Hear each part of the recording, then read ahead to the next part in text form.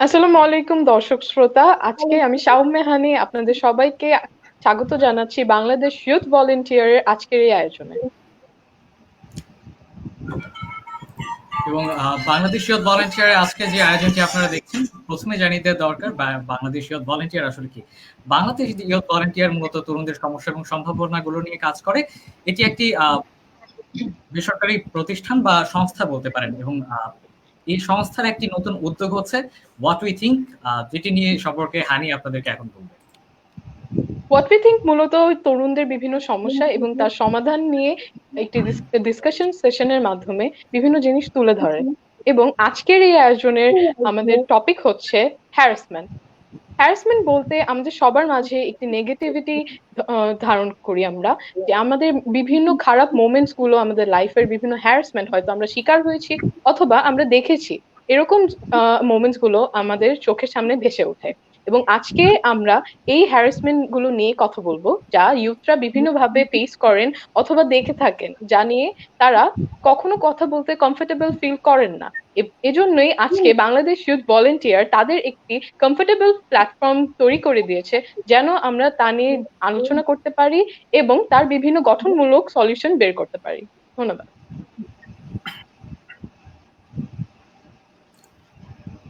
প্রথমে আজকে আমাদের যারা গেস্ট আছেন তাদের সঙ্গে পরিচিত হয়ে নেব। আমাদের সঙ্গে আজকে যুক্ত হচ্ছেন Kohinoor Karim, education assistant, Durham Catholic District School Board, Canada, এবং Shafin Rahman Khan, social media marketing manager, এবং আরো আছেন Nuren Mahapara, campaign manager, Harlow.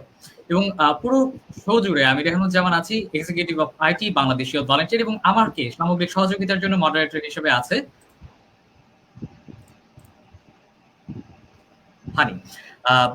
আমরা যদি আজকে শোটা শুরু করি, প্রথমেই একটু আমাদের সঙ্গে যিনি সাইকোলজিস্ট আছেন, কোহিনুর করিম ম্যামের কাছে একটু জানতে চাই। ম্যাম, আমরা যে হ্যারাসমেন্টের কথা বলছি, হ্যারাসমেন্ট বলতে আসলে কি বোঝায়, এটাকে যদি আমরা সংজ্ঞায়ন করতে চাই, প্রপার সংজ্ঞাটা আসলে কি হ্যারাসমেন্টের ম্যাম? ধন্যবাদ। হ্যারাসমেন্ট আসলে অনেক বড় একটা ব্যাপার। হ্যারাসমেন্টের আন্ডারে অনেক কিছু চলে আসে, আমরা যেটাকে বেসিক্যালি বুলিং বলি। হ্যারাসমেন্ট হচ্ছে একটা রিপিটেটিভ বিহেভিয়ার, যেটা অন্যের ইমোশনকে আঘাত করার জন্য করা হয়। এই হ্যারাসমেন্ট বা বুলিং অনেক রকম হতে পারে, এটা ভার্বাল হতে পারে, ফিজিক্যাল হতে পারে। যাকে করা হয় সে ফিজিক্যালি, মেন্টালি এবং ইমোশনালি ভালনারেবল হয়ে যায়। সো হ্যারাসমেন্ট আমরা এভাবে ডিফাইন করতে পারি।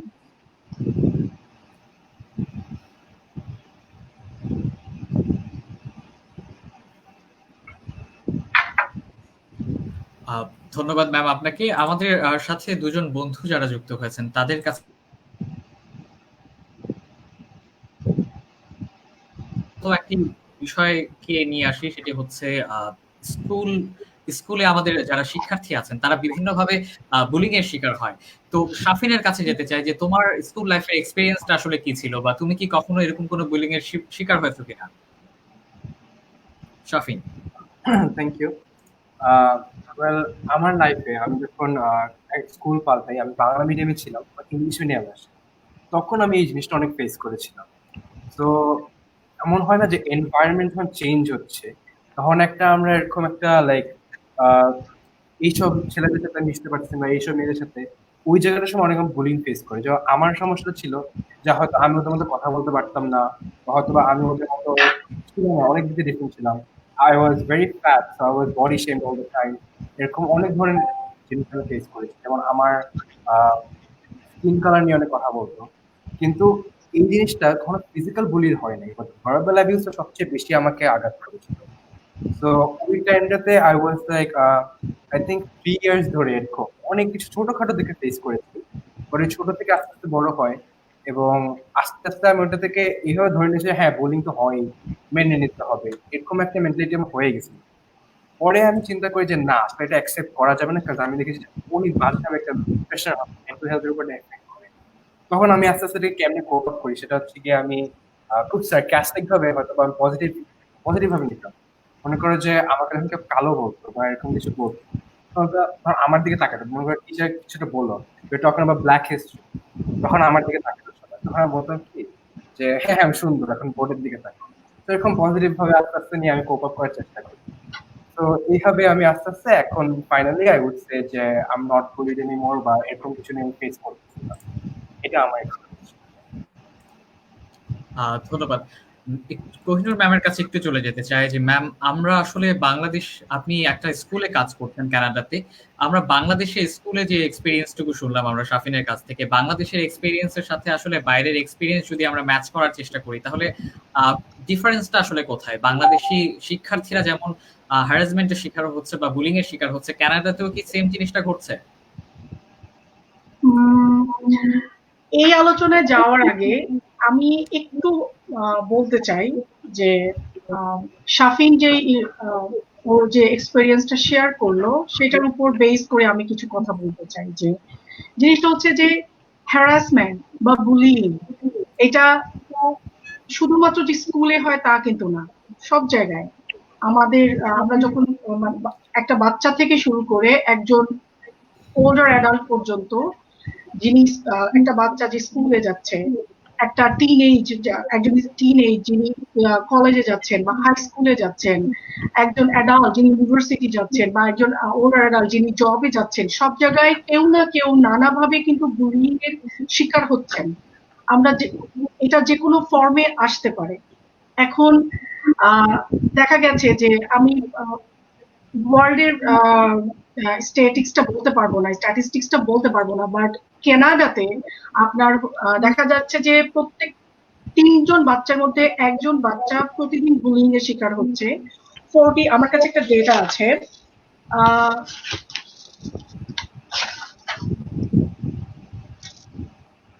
47% কেনেডিয়ান রিপোর্ট করেছেন যে তারা যখন স্কুলে যেতেন তারা বুলিং এর শিকার হয়েছেন। এরপর দেখা গেছে স্কুলে সাধারণত ছেলেরা বুলিং এর শিকার বেশি হচ্ছে মেয়েদের চাইতে। আবার সাইবার বুলিং, যেটা আমরা এখন জানি রিসেন্টলি খুব বেড়ে গেছে, মেয়েরা সাইবার বুলিং এর শিকার বেশি হচ্ছেন। এরপর আবার 40% কেনেডিয়ান রিপোর্ট করেছেন তারা তাদের জবের ক্ষেত্রে হ্যারাসমেন্টের শিকার হচ্ছেন। সো এটা নতুন না, এটা অনেক দিন থেকে চলে আসছে এবং দিনে দিনে জিনিসগুলো হয়ে যাচ্ছে। এখন আপনি প্রশ্ন করতে পারেন যে কেন বুলিং হয়, মানে কারণটা কি? এখন যেটা হচ্ছে যে যিনি বুলি করছেন এটা হচ্ছে তার পাওয়ার এক্সারসাইজের একটা ব্যাপার।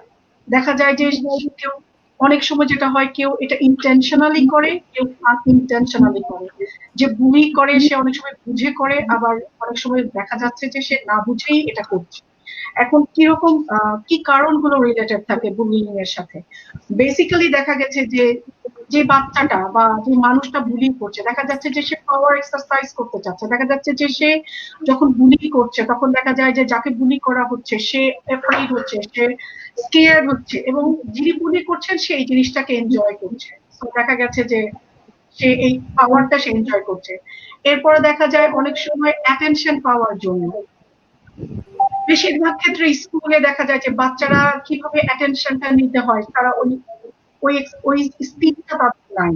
তখন তারা কি করে ওই অ্যাটেনশন পাওয়ার জন্য যে কাজটা করে, তারা হয়তো দেখা যাচ্ছে তাদের সামনের মানুষটাকে তারা টিজ করছে বা কোনো একটা জোক বলছে, এবং এই জিনিসগুলো দিয়ে সে ওই মানুষটাকে আপসেট করছে। এটা হচ্ছে তার একটা টার্গেট। আরেকটা হচ্ছে যে সে আশেপাশের যারা বাই স্ট্যান্ডার্ডস আছে তাদের কাছে সে নিজেকে একজন পাওয়ারফুল মানুষ হিসেবে স্টাবলিশ করার চেষ্টা করছে। সো এই জিনিসগুলো রিলেটেড। এরপরে আবার দেখা যায় যে বুলি যিনি করছেন তার ডিসফাংশনাল ফ্যামিলি থেকে সে এসছেন। নট নেসেসারি যে ডিসফাংশনাল ফ্যামিলি মানে একজন বুলি established হবে, not that, but research has shown that যে অনেক ক্ষেত্রে বাচ্চারা যদি ডিসফাংশনাল ফ্যামিলিতে থাকে তখন সেটা দেখা যায় যে তার কমিউনিকেশন স্কিলের প্রবলেম দেখা যায়, তার মধ্যে কাইন্ডনেস এমপ্যাথির প্রবলেম দেখা যায়। এই জিনিসগুলো ল্যাকিং এর কারণে সে হয়তো বা তার সামনের মানুষটাকে বুলি করছে এবং সে ওটা দিয়ে এটা তার কাছে একটা ফান। তো এরপর দেখা যাচ্ছে যে এরকম আরো অনেক কারণ আছে কেন একটা মানুষ বা একটা বাচ্চা বুলি করে। এরপর দেখা যাচ্ছে কে বুলিং এর শিকার হচ্ছে, রাইট? সবাই তো বুলিং এর শিকার হচ্ছে না, একটা certain amount of people bullying এর শিকার হচ্ছে। দেখা যাচ্ছে যে শাফিন যেটা শেয়ার করেছিল যে একটা আউটলুকের ব্যাপার, অনেক সময় দেখা যায় যে বুলিং বিলংস টু আউটলুক।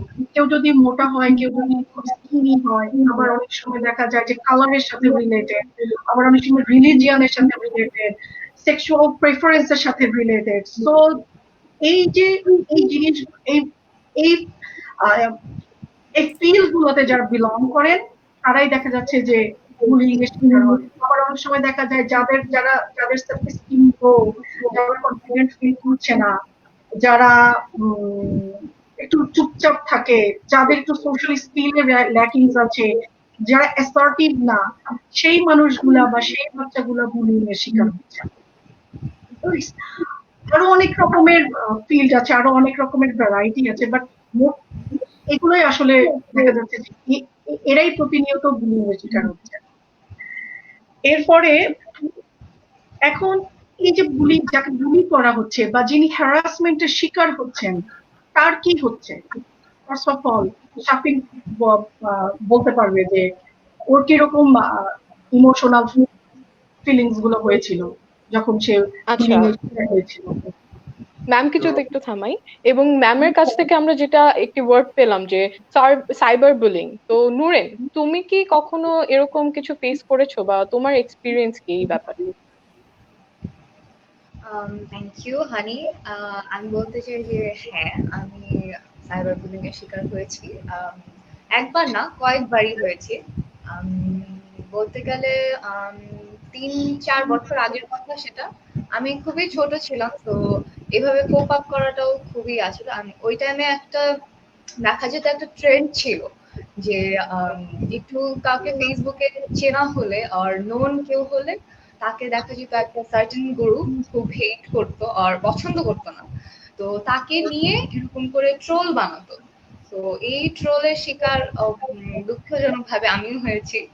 এখন ওইভাবে ও মানে প্রথম দিকে যখন হঠাৎ করে একদিন দেখতে পারি তো এরকম করে আমাকে নিয়ে একটা ফেসবুক পেজে হঠাৎ করে আউট অফ নো রিজন, আমি জানতামও না, ওভাবে ইয়াও ছিল, রেবেলও ছিলাম না আমি তখন।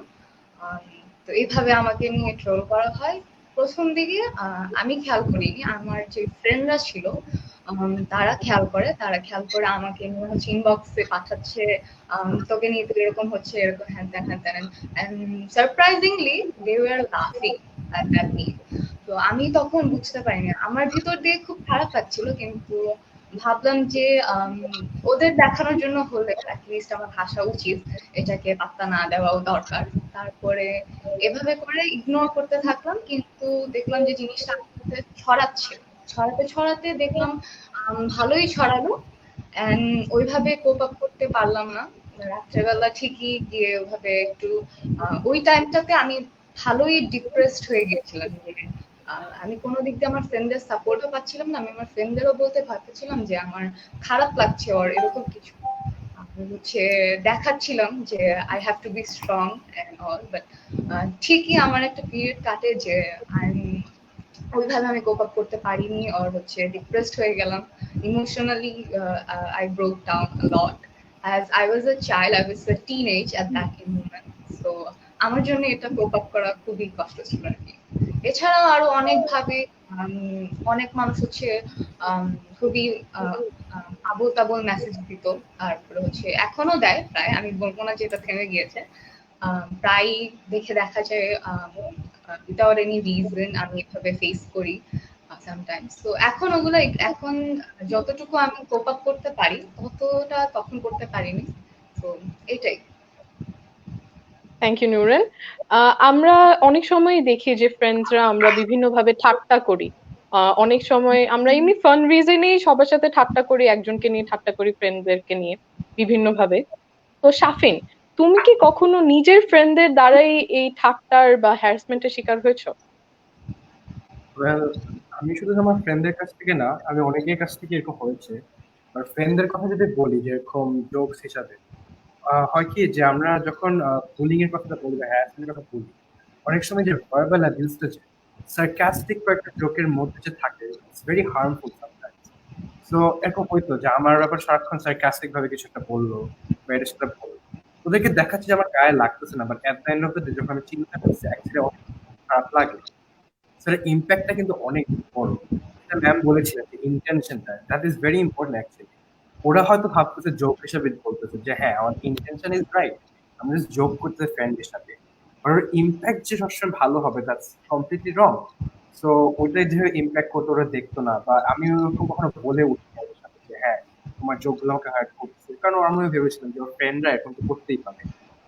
বাট ওটার ইম্প্যাক্ট এইভাবে হয় যে মনে করো যে লো সেলফ এস্টিম হয়ে যায়, এর থেকে তখন আইসোলেশনে চলে যায় মানুষ, তখন ডিপ্রেসড হয়ে যায়, তখন আমি এরকম হয়ে গেছে যে আমি কারোর সাথে কথা বলতাম না, খুবই আইসোলেটেড। এই ফেজটা আমার গিয়েছিল। তো এটা থেকে অনেক জিনিস হয় যখন, তখন এত ভালনারেবল হয়ে যায় একটা মানুষ, আমি না অনেকেই ভালনারেবল হয়ে যাওয়ার কারণে তখন ডিপ্রেশনের অনেক হাই লেভেলে চলে যায় এবং তখন সুসাইডাল থটস হয়। তা আমারও হয়েছিল, luckily I was able to cope up এরকম। Thank you Shafin. তো আমরা আসলে অনেক সময় এটা দেখে থাকি যে আমি যদি বলি নিজের এক্সপিরিয়েন্স থেকে, আমি নিজেও যখন ছোট ছিলাম তখন ফ্রেন্ডদের সাথে মজা করতাম, ঠাট্টা করতাম অনেককে নিয়ে। তো একটা সময় আমি বুঝতে পারি যে না, এই ঠাট্টাটাও হয়তো অনেককে অনেকভাবে হার্ট করে, যেটা অনেক বড় একটা ছাপ রেখে যায়। এবং এখন আল্লাহর রহমতে আমি এরকম ঠাট্টা থেকে নিজেকে দূরেই রাখি, বিরত রাখি।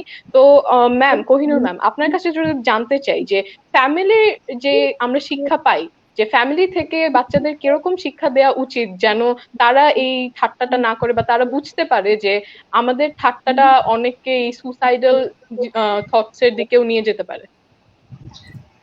ফ্যামিলির ভূমিকা অনেক বড় বাচ্চাদেরকে শেখানোর ক্ষেত্রে, বাচ্চাদেরকে জানানোর ক্ষেত্রে ফ্যামিলি অনেক মোস্ট ইম্পর্টেন্ট ভূমিকা ফ্যামিলি রাখতে পারে। আমি আগে শাফিন আর নোরেন যে ইমোশনাল ফিলিংস গুলো শেয়ার করেছে সেটার সাথে একটু অ্যাড করতে চাই। যখন কেউ বুলিং এর শিকার হয় তখন যে মানুষটাই হয়, সে একজন বাচ্চা হোক বা অ্যাডাল্ট হোক, যেই হোক না কেন, সে ফিজিক্যালি, সাইকোলজিক্যালি, ইমোশনালি এবং সোশ্যালি খুবই ভালনারেবল হয়ে যায়। তার অনেক রকমের অসুবিধা শুরু হয়। দেখা যায় যে একটা বাচ্চা ফিজিক্যাল প্রবলেম স্টার্ট হয়েছে, হয়তো সে টামি একের কথা বলছে, সে স্কুলে যেতে চাচ্ছে না, সে হেডেকের কথা বলছে। তারপরে দেখা যাবে সে হয়তো সাইকোলজিক্যালি আপসেট হয়ে আছে, সে খুবই ইমোশনালি ইরিটেটেড হয়ে আছে, সে কোনো কারোর সাথে কোনো কিছু শেয়ার করছে না, এবং দেখা যাচ্ছে যে ফাইনালি সে সোশ্যালি আইসোলেটেড হয়ে গেছে, যেটা টিনেজারদের ক্ষেত্রে বেশি দেখা যায়। এবং এগুলো হচ্ছে শর্ট টার্ম কনসিকুয়েন্সেস। আর সব লং টার্ম কনসিকুয়েন্সেস যদি আমরা দেখি, দেখা যায় যে অনেক সময় এই যে ফিজিক্যাল, ইমোশনাল, সাইকোলজিক্যাল এবং সোশ্যাল যে ডিফিকাল্টিস গুলো একটা মানুষ, একটা বাচ্চা এক্সপেরিয়েন্স করে, এর লং টাইম কনসিকুয়েন্স হিসেবে দেখা যায় যে সে হয়তো সুইসাইডাল থটস বা সুইসাইডাল অ্যাটেম্প্ট নিয়ে নেয়, যেটা সব যে কোনো মানুষের জন্যই কাম্য নয়। তো এখন একজন বাচ্চা বা একজন মানুষ যিনি বুলিং এর শিকার হচ্ছেন, তাকে একটা ফ্যামিলি কিভাবে হেল্প করতে পারে? এই বাচ্চাটাকে শুধুমাত্র ফ্যামিলি না, আমি একটু ক্যানাডার পার্সপেক্টিভে বলি, এরপর আমি যখন বাংলাদেশে কাজ করেছিলাম তখন আমি কি দেখেছি সেটা একটু আমি আলাপ। এখানে যখন একটা বাচ্চা বুলিং এর কথা বলে, আমরা যখন আইডেন্টিফাই করি যে একটা বাচ্চা সে বুলিং এর শিকার হচ্ছে, আমাদের প্রথম কাজটাই থাকে হচ্ছে বাচ্চাটাকে কাম করা, যে কাম ডাউন, ওকে রিল্যাক্স করানো। আমরা সবাই জানি এক এক মানুষ এক এক রকম, সবার জন্য সবকিছু পারসিভ করা সেম ওয়েতে পসিবল না। কেউ খুব হার্ট হয়ে যায়, কেউ হয়তো লাইটলি নিয়ে নেয়। শাফিন যেটা বলছে যে সে খুব লাইটলি নিয়েছিল, সে নিজেকে নিজে কাউন্সেলিং করেছে কোপ আপ করার জন্য। সবাই এভাবে চিন্তা করতে পারে না, সবার কারোর জন্য খুব কষ্ট হয়ে যায়, আবার কারোর জন্য খুব ইজি থাকে। তো যখন কোনো একটা বাচ্চা বুলিং এর শিকার হয়, তখন সেই বাচ্চাটার জন্য আমাদের অ্যাডভাইস থাকে হচ্ছে ওকে কাম করানো, যে তুমি শান্ত হও। এরপর যেটা হয়, আমরা ফার্স্ট অফ অল এখানে সবার আগে যে বিষয়টাতে বেশি ইম্পর্টেন্স দেওয়া সেটা হচ্ছে লিসেনিং। আমরা বাচ্চাটার কথা শুনি। তিনটা জিনিস খুব ইম্পর্টেন্ট। এটা হচ্ছে অ্যাজ অ্যান এডুকেটর আমি স্কুলে কাজ করি, সেজন্য অ্যাজ আ প্যারেন্ট তিনটাই জিনিস খুবই ইম্পর্টেন্ট। যখন কোনো বাচ্চা বা কেউ হ্যারাসমেন্ট অথবা বুলিং এর জন্য বুলিং এর কথা বলবেন, প্রথম কাজ হচ্ছে লিসেন, শুনুন বাচ্চাটা কি বলতে চায়। লিসেনিংটা very much important.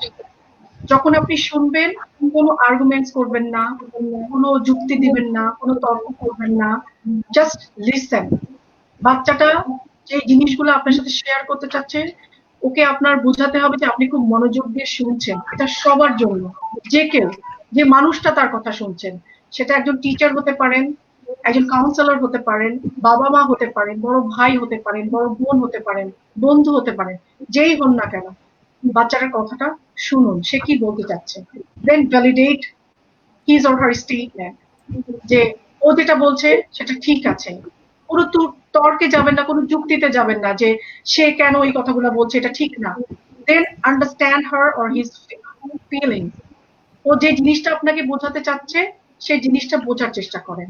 Listen, validate, understand, তিনটা জিনিস প্র্যাকটিস করতে হবে যখন কোনো বুলিং শিকার কারোর সাথে আপনি কথা বলছেন।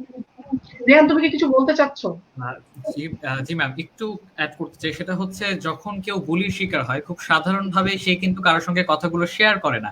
সেক্ষেত্রে কি কোনো লক্ষণ বা চিহ্ন আছে যেটা দেখে বোঝা যায় যে এই ছেলেটি বা এই মেয়েটি বুলির শিকার হচ্ছে, তার সঙ্গে কথা বলা প্রয়োজন বা তার কথাগুলো শোনা প্রয়োজন? কোন ধরনের জিনিসগুলো আসলে আপনারা লক্ষ্য করেন? আমি বললাম সিমটমস এর কথা। যখন কেউ বুলিং এর শিকার হয় তখন সে কোনো না কোনো সিমটমস শো করবে। সে দেখা যাবে যে সে স্কুলে যদি হয়, স্কুলে দেখা যাবে সে আইসোলেটেড হচ্ছে, সে অন্যান্য বাচ্চাদের সাথে মিশতে চাচ্ছে না, সে একা একা ঘুরছে, বা সে দেখা যাবে যে ক্লাসরুমে সে কারোর সাথে কথা বলছে না। বাইরে যখন রিসেস টাইম হয় দেখা যাবে যে সে তার বন্ধুদের সাথে মিশছে না, বা সে একা একা চলছে। এরপরে দেখা যাবে যে সে তার মোস্ট ইম্পর্টেন্টলি তার গ্রেড ফল করছে, দেখা যাবে যে সে কনসেন্ট্রেট করছে না, সে ফোকাস করছে না। আর বাড়িতে যদি হয়, বাড়িতে দেখা যাবে সে বাবা মার সাথে কমিউনিকেট করছে না, সে হয়তো বা সারাক্ষণ হেডেকের কথা বলছে বা টামি একের কথা বলছে, বা বলছে ভালো লাগছে না, আপসেট থাকছে, স্কুলে যেতে চাচ্ছে না। স্কুলে যদি সে বুলিং এর শিকার হয় দেখা যাবে যে সে স্কুলে যেতে চাচ্ছে না। সে যদি স্কুল বাসে বুলিং এর শিকার হয় দেখা যাবে সে স্কুল বাসটা সে অ্যাভয়েড করতে চাচ্ছে, সে ওই স্কুল বাসে যেতে চাচ্ছে না। বা পথে যদি স্কুলে যাওয়ার পথে যদি সে বুলিং এর শিকার হয় দেখা যাবে যে সে ওই রুটটা চেঞ্জ করছে, তার বাবা বা মাকে বলছে হয়তো আমাকে আজকে ড্রপ করে দিয়ে আসো, আমি স্কুলে যেতে চাই না, বা আমি স্কুল বাসে যেতে চাই না, বা আমি হেঁটে যেতে চাই না। সে কোনো না কোনো ভাবে প্রকাশ করবে যে সে বুলিং এর শিকার হচ্ছে। এবং বাসায় বাবা মার দায়িত্ব হচ্ছে কমিউনিকেট করা, স্কুলে এডুকেটরের দায়িত্ব হচ্ছে বাচ্চার সাথে কমিউনিকেট করা, হোয়াটস গোয়িং অন। এই জিনিসটা আইডেন্টিফাই করার দায়িত্ব বড়দের, অ্যাডাল্টদের, যদি বাচ্চা শেয়ার না করে। আচ্ছা ম্যাম, আরেকটি বিষয় জানতে চাই, সেটি হচ্ছে বাইরের দেশগুলোতে আমরা যদি স্কুল কলেজগুলোর দিকে চিন্তা করি তাহলে দেখা যাবে যে প্রতিটি স্কুলে হয়তো একজন না একজন কাউন্সিলর থাকেন বা একজন এডুকেটরের কথা আপনি যেটি বলছেন সেটি থাকে, কিন্তু বাংলাদেশে আমাদের যে স্কুল কলেজগুলো আছে সেখানে কিন্তু আমরা এই ভূমিকায় কাউকে পাই না সাধারণত। সেক্ষেত্রে আপনার কি মনে হয় এটাকে কিভাবে ওভারকাম করা যায় বা আসলে আমরা এটাকে নিয়ে কি করতে পারি? আচ্ছা, তোমার এই প্রশ্নটার সাথেই আমি অ্যাড করে নিচ্ছি, তুমি আগে আমাকে যে প্রশ্নটা করেছিলে যে পরিবারের ভূমিকাটা কি। পরিবারের ভূমিকা ব্যাপক। একটা বাচ্চাকে বড় করার ক্ষেত্রে পরিবারের ভূমিকা প্রধান। পরিবার থেকেই বাচ্চাটা শিখে কিভাবে কমিউনিকেট করতে হবে, কিভাবে সোশ্যাল স্কিল ডেভেলপ করতে হবে, এবং এই জিনিসগুলো আস্তে আস্তে বাড়ে, সে যখন স্কুলে যায়, বন্ধু বান্ধবের সাথে মেশে, এবং আফটারওয়ার্ডস। তো আমাদের পরিবার থেকেই একটা, মোট কথা কোনো বাচ্চা সে যখন একজন মানুষ হিসেবে বড় হচ্ছে তাকে শেখানো উচিত। এটা পরিবারের দায়িত্ব, এটা স্কুলের দায়িত্ব, টিচারের দায়িত্ব, আমাদের সকলের দায়িত্ব যে তাকে শেখানো যে সে যদি কখনো কোনো কিছুর সম্মুখীন হয়, এমন কোনো কিছু যেটা সে পছন্দ করছে না, সে যেন কথা বলে। এখানেও আমরা বাচ্চাদেরকে এটাই শিখাই, স্পিক আপ। বাংলাদেশের প্রতিটা বাচ্চার ক্ষেত্রেও একই কথা, স্পিক আপ। এখন সে কার সাথে কথা বলবে? Trusted adult. এখন সেই ট্রাস্টেড অ্যাডাল্ট যে কেউ হতে পারে, সেটা তার প্যারেন্টস হতে পারে, সেটা তার স্কুলের টিচার হতে পারে, that should be an adult. কারণ আমরা মনে করি যে কোনো বাচ্চা যখন কোনো কিছু একজন অ্যাডাল্টের সাথে শেয়ার করবে, সে যেভাবে সেই জিনিসটাকে এমফাসাইজ করবে, এক্সপ্লেইন করবে, সেই জিনিসটাকে আন্ডারস্ট্যান্ড করবে, ওই বাচ্চার সমবয়সী একজন বাচ্চার বা মানুষের সেই জিনিসগুলা বোঝার লেভেল নাই। আমি আন্ডারস্টিমেট করছি না যে সে পারবে না বুঝতে, আমি বলছি যে একজন অ্যাডাল্ট যেভাবে আন্ডারস্ট্যান্ড করবে, একজন অ্যাডাল্ট যেভাবে সাপোর্ট গুলা দিবেন, ওই বয়সে আরেকটা বাচ্চার সেই সুযোগটা নাই। সে হয়তো বুঝবে, সে হয়তো এমপ্যাথাইজড হবে, সে হয়তো কাইন্ডনেস শো করবে তার বন্ধুর প্রতি বা যার সাথে যে শেয়ার করছেন তার প্রতি, কিন্তু একজন অ্যাডাল্ট যেভাবে জিনিসগুলোকে হ্যান্ডেল করতে পারবেন আরেকটা সমবয়সী বাচ্চা সেভাবে পারবে না। সেজন্য আমরা সবসময় বলি একজন ট্রাস্টেড অ্যাডাল্টের সাথে শেয়ার করতে। এটা সব ক্ষেত্রে, এটা কানাডার ক্ষেত্রেও প্রযোজ্য, আমি বাংলাদেশের জন্য বলবো যে যখন কেউ এই ধরনের কোনো কিছুর সম্মুখীন হবে অবশ্যই কথা বলা উচিত একজন অ্যাডাল্টের সাথে। সেটা তার নিজের বাবা মা হতে পারে, এবং সেটা তার স্কুলের টিচার হতে পারে, সেটা তার ক্লাসরুম টিচার না হলেও সেটা তার স্কুলের প্রিন্সিপাল হতে পারে, সেটা তার কোনো ফেভারিট টিচার হতে পারে যাকে সে পছন্দ করে, যাকে সে ফিল করে যে আমি এর সাথে শেয়ার করতে পারি। এবং যিনি শুনবেন তার প্রথম দায়িত্ব হচ্ছে লিসেন। প্রথম কথা হচ্ছে শোনা, তারপর ভ্যালিডেট করা যে বাচ্চাটা যেটা বলছে সেটা ঠিক আছে, দেন আন্ডারস্ট্যান্ড করা যে ওকে ফাইন, যে তুমি যে ইমোশনটা তোমার গ্রো করেছে, যে ফিলিংস গুলো তুমি ফিল করছো, it's all right to feel like that way. ধন্যবাদ ম্যাম। আমি যদি এখন নুরেনের কাছে একটু যাই, যে তুমি যেই যেই বুলিং এর শিকার হয়েছিল বা হ্যারাসমেন্টের শিকার হয়েছিলে, তখন তোমার পরিবার সেই জায়গা থেকে তোমাকে কিভাবে সাপোর্ট করেছিল বা সাপোর্টটা কিভাবে পেয়েছিল? Thank you honey. একটা কথা বলতে চাই যে আমি যখন কোনো হ্যারাসমেন্টের শিকার হই, আমি হচ্ছে খুব চুপচাপ হয়ে যাই, আমি কারোর সাথে শেয়ার করতে পছন্দ করি না। তো দেখা যায় যে আমি আমার ফ্যামিলির সাথেও ওইভাবে শেয়ার করিনি, আর না আমার ফ্রেন্ডস আর না আমার ফ্যামিলি। খুব কম সময় দেখা যেত আমি আমার মার সাথে শেয়ার করতাম, আর এরকমও হয়েছে আমি আমার মার সামনেও হ্যারাস্ট হয়েছি। তো আম্মু আমাকে একটা কথাই বলতো যে fight back, you have to fight back. কারণ এইভাবে তুমি কখনো হচ্ছে চুপ করে থাকলে তোমার এগুলা বাড়তেই থাকবে। তুমি যতক্ষণ না পর্যন্ত জিনিসটাকে না বুঝো, ততক্ষণ আর কি যতক্ষণ না তুমি ফাইট ব্যাক করবো, ততক্ষণ তুমি তোমার ইমোশন করতে পারবে না, আর না হচ্ছে আম, ওই একটা মানুষকে তুমি বোঝাইতে পারবে না যে অ্যাকচুয়ালি জিনিসটা খারাপ। তো এটাই আর কি, ওভাবে আমার আর কি সেরকম করে আমার ফ্যামিলির সাথে শেয়ার করা হয় না। ধন্যবাদ নুরেন তোমাকে। একটি বিষয়ে নিয়ে যদি নুরেনের কথা থেকে যদি শুরু করি, যে উইমেন হ্যারাসমেন্ট আমরা যে কথাটি বলি, সেটি কিন্তু বাংলাদেশের প্রেক্ষিতে কিন্তু দিন দিন বেড়েই চলেছে। তো আসলে হোয়াট ইউ থিঙ্ক যে আমরা আমরা এটাকে কিভাবে কন্ট্রোল করতে পারি আসলে? উইমেন হ্যারাসমেন্ট শুধুমাত্র বাংলাদেশে না, সারা পৃথিবী জুড়ে সব জায়গায়। কারণ এখানে হচ্ছে পাওয়ার এক্সারসাইজের ব্যাপার। সবসময় হচ্ছে মনে করা হয় যে যারা আছে তারা বেশি পাওয়ার এক্সারসাইজ করছেন উইমেনদের চেয়ে, দ্যাটস ওয়াই এই জিনিসটা হচ্ছে। তো যে কোনো হ্যারাসমেন্টের ক্ষেত্রে উইমেন হোক আর মেল হোক, হ্যারাসমেন্টের ব্যাপারটা জিনিসটাই হচ্ছে যে আমাকে কোনো একটা মানুষ নেগেটিভলি ইম্প্যাক্ট করছেন। সেটা হচ্ছে আমার, সেটা সে ভার্বালিও করতে পারে, সে ফিজিক্যালিও করতে পারে, সাইবার বুলিং যেটা এখন আমরা জানি যে চলছে, সে আমাকে ইন্টারনেটও করতে পারে।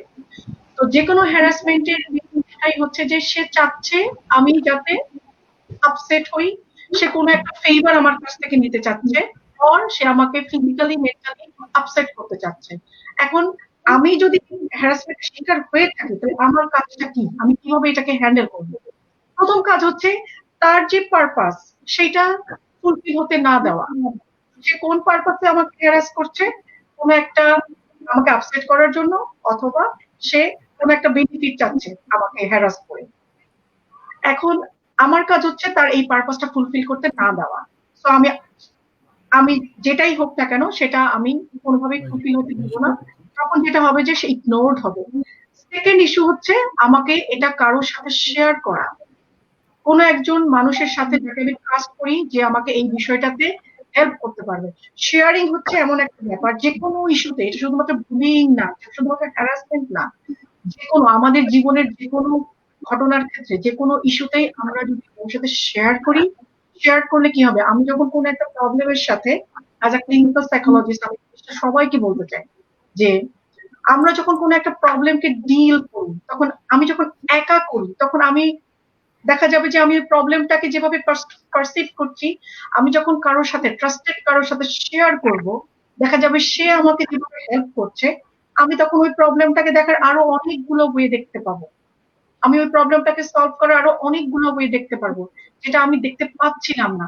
সেই জন্য আমরা বলি শেয়ারিং ইম্পর্টেন্ট। যে কোনো ইস্যু আমরা বলি শেয়ারিং হচ্ছে ভেন্টিলেশন। আমি যখন কোনো একটা কিছু নিজের মধ্যে হোল্ড করে রাখি, সেটা আমাকে সাফোকেট করে, সেটার কারণে আরো অনেক রকমের অসুবিধা তৈরি হয়। কিন্তু আমি যখন শেয়ার করব ট্রাস্টেড পার্সনের সাথে, সেটা আমাকে হেল্প করবে ভেন্টিলেট করতে, সেটা আমাকে হেল্প করবে প্রবলেমটাকে আরো অনেক, সেজন্য শেয়ারিংটা খুব ইম্পর্টেন্ট।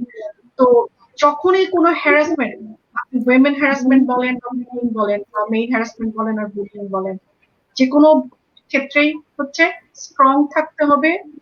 আমরা সব সময়, এখন আমি আমার এক্সপেরিয়েন্সটা আমি বলতে পারি, যেটা আমরা বাচ্চাদেরকে বলি স্কুলে, আমরা যখন কোনো বাচ্চাকে ডিল করি, আমরা তখন তাকে বলি যে এটা কেন করছে, আমরা তাকে পারপাসটা এক্সপ্লেইন করি। যখন আমরা শুনি, তার ফিলিং গুলো আন্ডারস্ট্যান্ড করি, যখন সে বুঝে না এ আমাকে হেল্প করবে এই প্রবলেমটা সলভ করতে, দেন আমরা তাকে বলি বি স্ট্রং, যেটা নুরেন বলেছে যে স্ট্রং হতে হবে, ওভারলুক করতে হবে, ইগনোর করতে হবে। যে পারপাসটা সে ফুলফিল করতে চাচ্ছে, সেই পারপাসটা তাকে ফুলফিল হতে দেওয়া যাবে না। এরকম যখন আপনি স্ট্রং থাকবেন, ওয়াক অ্যাওয়ে করবেন, বি ফার্ম, দেন সে আস্তে আস্তে ইগনোর হতে হতে সে আর ওটা করবে না। তো আমরা যখন, আমি এখানে একটা জিনিস শেয়ার করতে চাই, যেটা আমাদের এখানে কানাডাতে রিসার্চে পাওয়া গেছে যে যখন কেউ বুলিং এর শিকার হয়, কোনো একটা বাচ্চা স্কুলে, দেখা গেছে যে তার আশেপাশে আরো 10টা-15টা বাচ্চা থাকে যারা জিনিসটাকে দেখছে, বাই স্ট্যান্ডার্ডস। রিসার্চে দেখা গেছে যখন কোনো bystander within 10 second intervene করে, bullying stops. So the power is in your hand. You guys are youth, so power is in your hand. Students can stop bullying in any way. একজন টিচারের চেয়ে, একজন এডুকেটরের চেয়ে, একজন parents এর চেয়ে যখন বাইস্ট্যান্ডার্স উইদিন 10 সেকেন্ডস বুলিং ইন্টারভিন করে, এটা স্টপ করে। সো এই জিনিসটা খুব ইম্পর্টেন্ট স্টুডেন্টদের জন্য জানার জন্য, যে আমি যখন কোনো কিছু দেখছি, আমি কিভাবে এটাকে হ্যান্ডেল করতে পারি। সো যে বুলিং এর শিকার হচ্ছেন, সে হয়তো বা যখন এই জিনিসটাকে ওভারকাম করে আসবেন, সে যখন এই স্টেজটা পার হয়ে যাবেন, তখন তার দায়িত্ব হচ্ছে ইন্টারভেইন করা। বা প্যারেন্টসদের, টিচারদের, আমাদের সবার উচিত আমাদের বাচ্চাদেরকে শিখানো যে কিভাবে তারা বুলিং এর শিকার না হবে, এবং যদি কেউ হয় কিভাবে সেই যে হচ্ছে তাকে কিভাবে হেল্প করবে এই বুলিং এর শিকার যাতে সে না হয়, এবং কিভাবে বুলিং স্টপ করতে পারে।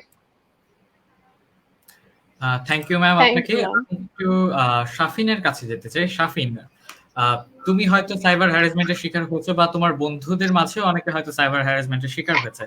প্রশ্নটা হচ্ছে যে আমাদের দেশে সাইবার হ্যারাসমেন্টের জন্য কিন্তু বা সাইবার বুলিং এর জন্য কিন্তু আলাদা একটা আইন আছে, বা সেখানে গেলে সে আইনে আশ্রয় পেতে পারে, কিন্তু আমরা যেটা লক্ষ্য করি সাধারণত যে কেউ আইনের আশ্রয় নেয় না। তোমার জায়গা থেকে কি মনে হয় এটার পেছনের কারণটা আসলে কি, শাফিন?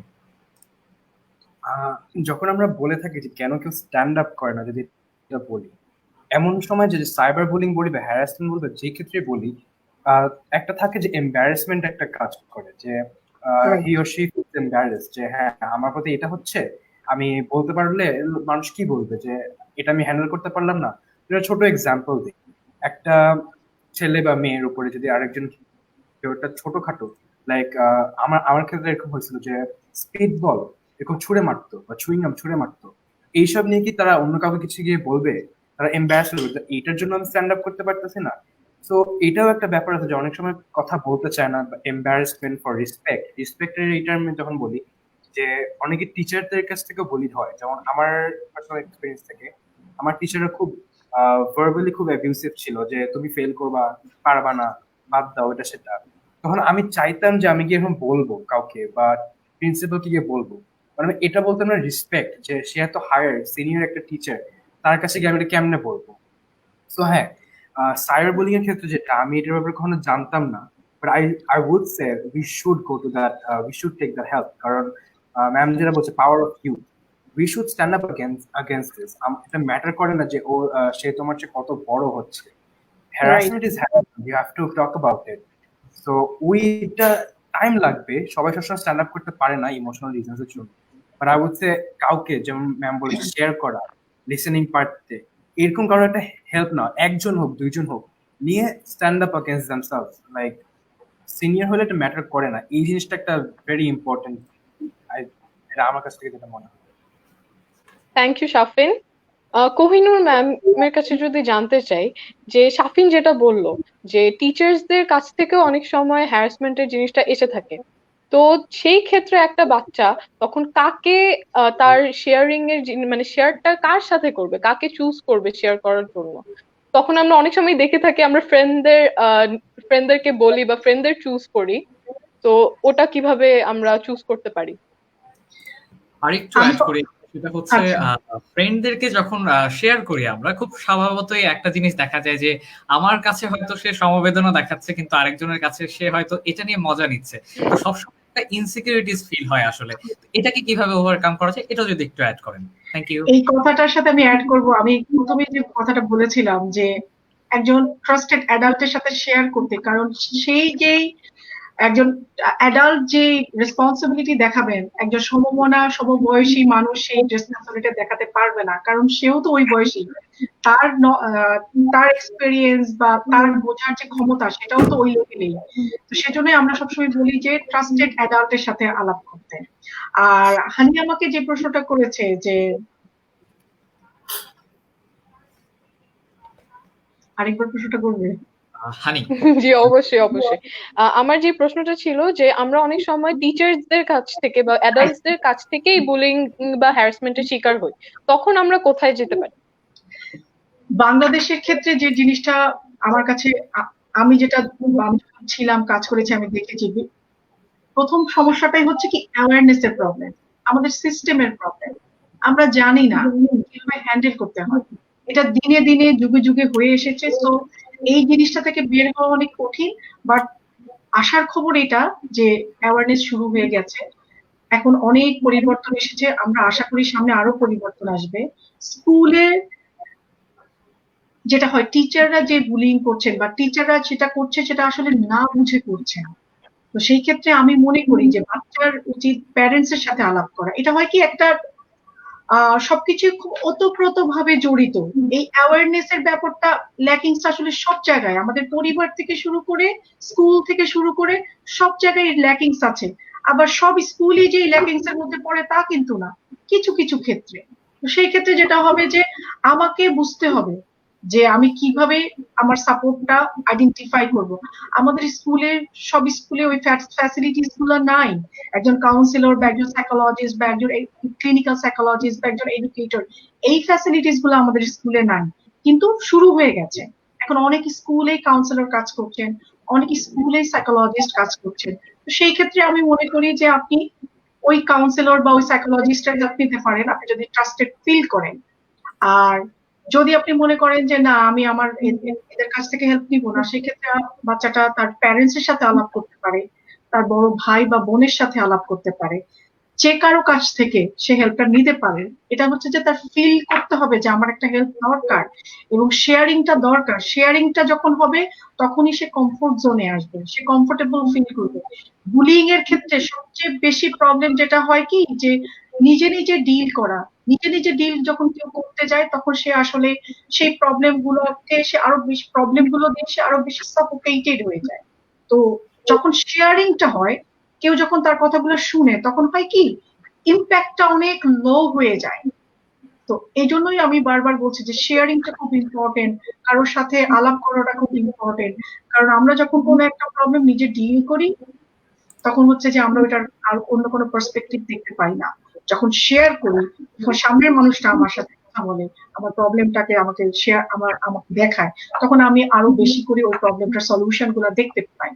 এই ক্ষেত্রে যেটা হয়, যে বুলি করছে, সে যখন দেখবে যে আমার সাথে আমি একা না, আমার সাথে আরো একজন আছে, আরো 10 জন আছে যারা জানে বিষয়টা এবং যারা আছে আমাকে হেল্প করার জন্য, তখন হবে কি সেও কিন্তু একটু পিছিয়ে যাবে, সেও হেজিটেট করবে সেকেন্ড টাইম বুলি করার জন্য। সো এই সব জিনিসগুলা কিন্তু রিলেটেড। সো আমাদের স্কুলের ক্ষেত্রেও একই জিনিস আমি বলবো যে যদি আমাদের জিনিসটা হচ্ছে যে অ্যাওয়ারনেস এর অভাবে একজন টিচার হয়তো বা তার ল্যাক অফ ট্রেনিং এর অভাবে, অ্যাওয়ারনেস এর অভাবে সে বুঝতে পারছেন না তিনি যে কথাটা বলছেন সেই বাচ্চাটার ক্ষেত্রে সেটা কিভাবে ইম্প্যাক্ট করছে। তো তিনি যদি জানতেন যেটা শাফিন বলেছে যে তাকে বলছে যে সে ভালো রেজাল্ট করতে পারবে না বা কিছু একটা, টিচারটা হয়তো বা আর ইন্টেনশনালি বলেছেন বা এটা হয়তো ওনার একটা হ্যাবিট হয়ে গেছে বলতে বলতে দিনে দিনে, উনি হয়তো বা জানেনই না যে এটা একটা বাচ্চাকে কিভাবে ইম্প্যাক্ট করছে। সো এই জন্য আমি বলবো যে লট অফ ট্রেনিং এর প্রয়োজন আছে, অ্যাওয়ারনেস এর প্রয়োজন আছে টিচারদের জন্য, স্কুলের জন্য, বাবা মায়েদের জন্য, যে কিভাবে তিনি একজন বাচ্চাকে হেল্প করতে পারেন। এখানে আমি একটা জিনিস অ্যাড করতে চাই, একটা বাচ্চা সে যখন জন্মায় সে কিন্তু সবকিছু নিয়ে জন্মায় না, সে বড় হতে হতে শিখে। তার জীবনের যত কিছু সে তার প্রথমে সে পারিবারিক এনভায়রনমেন্ট থেকে শেখে, সে যখন স্কুলে যায় সে স্কুল থেকে শেখে, বন্ধু বান্ধব থেকে শেখে এবং আস্তে আস্তে তার পরিসরটা বড় হতে থাকে, সোসাইটি থেকে সে লার্ন করে। তো প্রথম আমাদের প্যারেন্ট হিসেবে প্রথম কাজ হচ্ছে বাচ্চাকে সব জিনিসগুলা শেখানো, ভালো জিনিসগুলা শেখানো, সে কিভাবে তার ভালো ভালো সোশ্যাল স্কিলস গুলা তাকে শেখানো, কিভাবে সে কাইন্ড হতে পারবে, কিভাবে সে এমপ্যাথেটিক হতে পারবে মানুষের প্রতি, কিভাবে সে রেসপেক্ট দিতে পারবে পিপলকে, কিভাবে সে মিউচুয়াল রেসপেক্টের ভিত্তিতে কাজ করতে পারবে। এই জিনিসগুলো একটা বাচ্চা পরিবার থেকে লার্ন করে। সেই জন্য প্যারেন্টসকে অ্যাওয়্যার করা, দেন স্কুলকে অ্যাওয়্যার করা, টিচারদেরকে অ্যাওয়্যার করা যে কিভাবে তারা বাচ্চাদেরকে এই জিনিসগুলো শেখাতে পারবে। তখন যেটা হবে যে সব দিক থেকেই কাজ করবে, যে বুলি হচ্ছে সেও জানবে যে তাকে কি করতে হবে, আবার যে বুলি করছে সেও শিখবে যে না আমাকে কাইন্ড হতে হবে, আমাকে এমপ্যাথেটিক হতে হবে। আমি যখন কোনো কাউকে এই পচা কথাটা বলছি, আমি এই কথাটা আনি না বুঝে বলছি, আমি জোক করছি, আমি একটা পোস্টার ছাপিয়ে দিলাম, এই জিনিসগুলো তাকে কিভাবে ইম্প্যাক্ট করছে এই জিনিসগুলোর প্রতি সে এমপ্যাথাটাইজড হবে, তখন হচ্ছে যে জিনিসগুলো আস্তে আস্তে বন্ধ হবে। Thank you ma'am.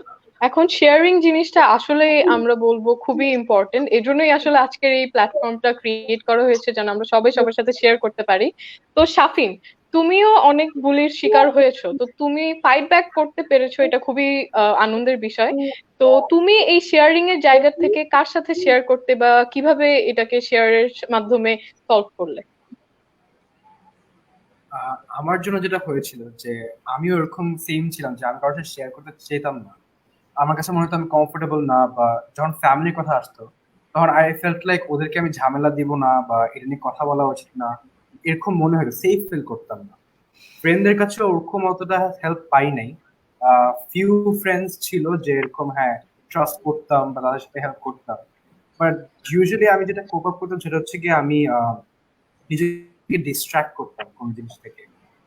আমি মনে করো যে কথাগুলো আমি নিতাম না কানে, যেটা আমি বলছিলাম সার্কাস্টিক ভাবে আমি যখন নিতাম, I am a very sarcastic person as well, কিন্তু ওই যে যখন আমরা বলি যে সার্কাস্টিক কমেন্টটা হার্ট করে, ওটাও আমাদের বোঝা হচ্ছে যে আমরা কেমনে রেসপন্ড করতেছি। এইভাবে আমি কয়েকটা ভাবে কোপ আপ করেছি। শেয়ার করার প্রতি যখন আমি বলবো যে লিসেনিং পার্টটা আমরা কেন শেয়ার করি না, এই ব্যাপারটা হচ্ছে গিয়ে যখন থাকে যে আমরা সেফ ফিল করি না, ওটা তো নাম্বার ওয়ান। বাট সবসময় থাকি আমরা আমি যেটা ফিল করতাম যে তারা হয়তো লিসেনিং কেন করতেছে, এটা for the sake of it, not to observe. এই জিনিসটা আমি ফেস করেছিলাম যে আচ্ছা হ্যাঁ তারা শুনবে, শুনে তাদের লাইফে কি সমস্যা হয়েছিল সেটার সলিউশন দিয়ে দেবে। But that's not how it works, কারণ প্রত্যেকজনের ডিফারেন্ট হয়। তো ওই পার্টটা সবচেয়ে বেশি ইম্পর্টেন্ট। তো শেয়ারিং আমি অ্যাকচুয়ালি করি না ওরকম। তো আমারটা ডিফারেন্ট ছিল, আমি ইমোশনাল ডিটক্স যেটা বলে basically removing all the bad friends, ওইভাবে আমি আস্তে আস্তে আস্তে আস্তে এটার সাথে ফাইট ব্যাক করেছি। Thank you Shafin.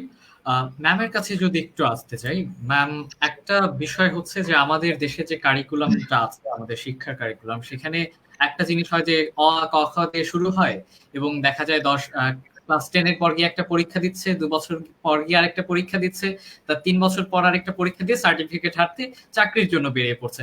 এখানে এই কারিকুলামে কি প্রয়োজন আছে আমাদের আসলে এই জিনিসগুলো অ্যাড করার, যাতে তারা ফাইট ব্যাক করতে পারে বা অন্যদের সাথে শেয়ার করতে পারে? আপনার মতামতটা আসলে কি বিষয়ে? অবশ্যই, আমি অবশ্যই মনে করি যে যে জিনিসগুলা খুব প্রমিনেন্ট, খুব ইম্পর্টেন্ট আমাদের লাইফে, সেই জিনিসগুলো আমাদের কারিকুলামে অ্যাড করা, বাচ্চাদেরকে জানানো, বাচ্চাদেরকে শেখানো যে কিভাবে তারা এই জিনিসগুলো নিয়ে কাজ করবে, কিভাবে তারা কোপ আপ করবে। প্রতিটা জিনিস খুব ইম্পর্টেন্ট আমি মনে করি। রেহান, তুমি যে কথাটা বলেছো যে কারিকুলাম অ্যাড অ্যাওয়ারনেস তৈরি করার জন্য, প্রিভেন্ট করার জন্য। এখানে যেমন কানাডাতে আমি তো এতক্ষণ বললাম যে কিভাবে আমরা হেল্প করি, কিভাবে আমরা প্রবলেম গুলোকে ডিল করি, যে বুলি করছে তাকে, যে বুলি শিকার হচ্ছে তাকে কিভাবে, এই সব জিনিস। আরেকটা জিনিস আমরা করি প্রিভেনশনের জন্য, যেটা আমরা প্রত্যেক বছর পিঙ্ক শার্ট ডে সেলিব্রেট করা হয় কানাডাতে। এটা 2007 থেকে স্টার্ট হয়েছে। এটা একটা হিস্ট্রি আছে, আমি জানি আপনারা গুগল করে এটা জেনে নিতে পারবেন, পিঙ্ক শার্ট ডে। তো এটা হচ্ছে যে কানাডাতে প্রতি বছর স্কুলে আমরা একটা দিনে পিঙ্ক শার্ট পরে যাই, ছেলে মেয়ে সবাই। আমরা জানি পিঙ্ক মেয়েদের কালার, সো এটা পড়তে ছেলেরা একটু আনইজি ফিল করে, বাট ওই পিঙ্ক শার্ট ডে তে আমরা হচ্ছে স্কুলে যাই, পিঙ্ক শার্ট পরে যাই। এটা হচ্ছে বুলিং এর অ্যাওয়ারনেস প্রোগ্রাম, যাতে এখানে এই পিঙ্ক শার্ট ডে সেলিব্রেশনের মাধ্যমে মনে করা হয় যে অল আর ইকুয়াল। এখানে কোনো জেন্ডার নাই, রেসিজম নাই, রিলিজিয়ন নাই, আমরা সবাই মিউচুয়াল রেসপেক্টের ভিত্তিতে কাজ করি। এবং এটা হচ্ছে অ্যান্টি বুলিং ডে। ওই দিন আমরা সবাই পিঙ্ক শার্ট পরে যাই শুধুমাত্র এটা এস্টাবলিশ করার জন্য যে there is no space in bullying in school or whatever else. So এই জিনিস, এই দিনে যেটা করা হয়, স্কুলের টিচাররা বাচ্চাদেরকে বুলিং নিয়ে হয়তো কোনো একটা মুভি দেখছেন, বুলিং কি, কেন হচ্ছে, হলে কি হয়, হলে কি করতে হবে, এই জিনিসগুলো তারা আলাপ করছেন, কোনো একটা ওয়ার্কশপ করছেন, কোনো একটা গল্পের বই পড়ছেন। সো এই প্রতিটা জিনিসই কিন্তু কারিকুলামের সাথে রিলেটেড। প্রত্যেক বছর বাচ্চারা স্কুলে এই দিনে জানতে পারছে যে হ্যাঁ, এই বুলিংটা এরকম, এটা করলে কারো এটা যদি আমি করি এর কারণে এই কষ্টগুলো কার হবে, আমি এটা করব না। বা যিনি করছেন সেও জানতে পারেন যে এইভাবে এই জিনিসটাকে বন্ধ করা যায়। সো এই যে এত কিছু হচ্ছে, তার মানে এই না যে সবাই অ্যাওয়ার হয়ে যাচ্ছে আর সাথে সাথে বুলিং স্টপ করছে না, বাট অ্যাওয়ারনেস তৈরি হচ্ছে, বাচ্চারা অ্যাওয়ার হচ্ছে, টিচাররা অ্যাওয়ার হচ্ছেন, এবং প্যারেন্টসও জানতে পারছেন যে হোয়াটস গোইং অন এবং কিভাবে ডিল করতে হবে। আমি এটা মনে করি যে হ্যাঁ, আমাদের কারিকুলামে অ্যাড করা উচিত। বাবা মা থেকে শুরু করে, টিচারদের থেকে শুরু করে, বাচ্চাদের থেকে শুরু করে সবার জানা উচিত যে বুলিং কি, এগুলো কি হয়, কিভাবে হ্যান্ডেল করা যায়, ওদের কিভাবে হেল্প করতে হবে। আপনাকে অসংখ্য ধন্যবাদ ম্যাম। আমি যদি একটু নুরেনের কাছে আসতে চাই, যে বিষয়টি নিয়ে আসলে আমরা কথা বলছিলাম এখন, যে স্কুলে বা আমাদের কারিকুলামে এই বিষয়টি অ্যাড করার জন্য, তোমার স্কুলে কি কখনো দেখেছো যে এই বিষয়ে তোমাদের মাঝে সচেতনতা সৃষ্টি করা হয়েছে, বা এই বিষয়ে তোমাদের শিক্ষক যারা আছেন তারা তোমাদেরকে কিছু বলেছে, এমন কিছু কি দেখেছো? বা তোমার অভিজ্ঞতাটা কি আসলে এই জায়গা থেকে, নুরেন? যদি আমি বলি তাহলে সব সময় দেখিনি, সব টিচার বলেনি যে এই জিনিসটা খারাপ আর এরকম করা উচিত না, তুমি এভাবে অ্যাক্ট করো না যেভাবে একটা তোমার স্টুডেন্ট এভাবে হার্ট হতে পারে।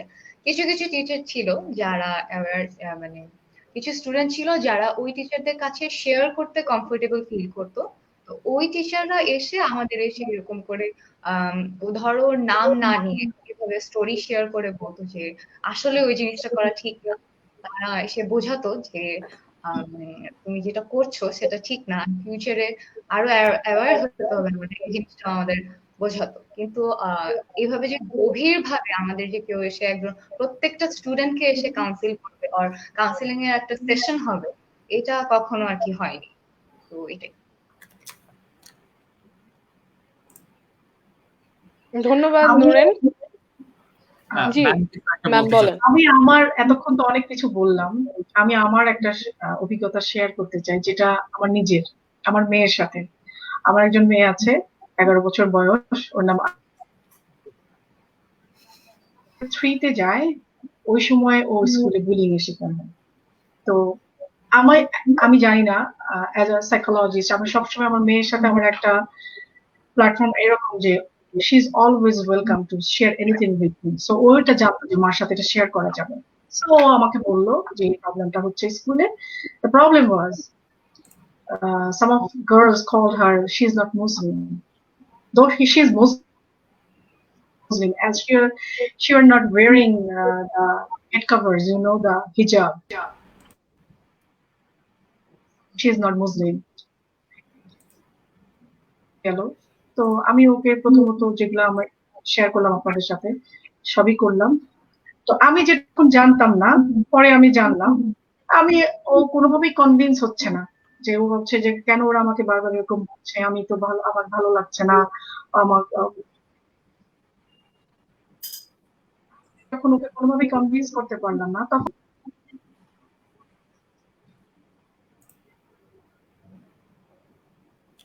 ম্যাম সম্ভবত আনফরচুনেটলি আমাদের থেকে ডিসকানেক্টেড হয়ে গেছে। আমরা ম্যামকে আবারও আমাদের সঙ্গে যুক্ত করার চেষ্টা করব।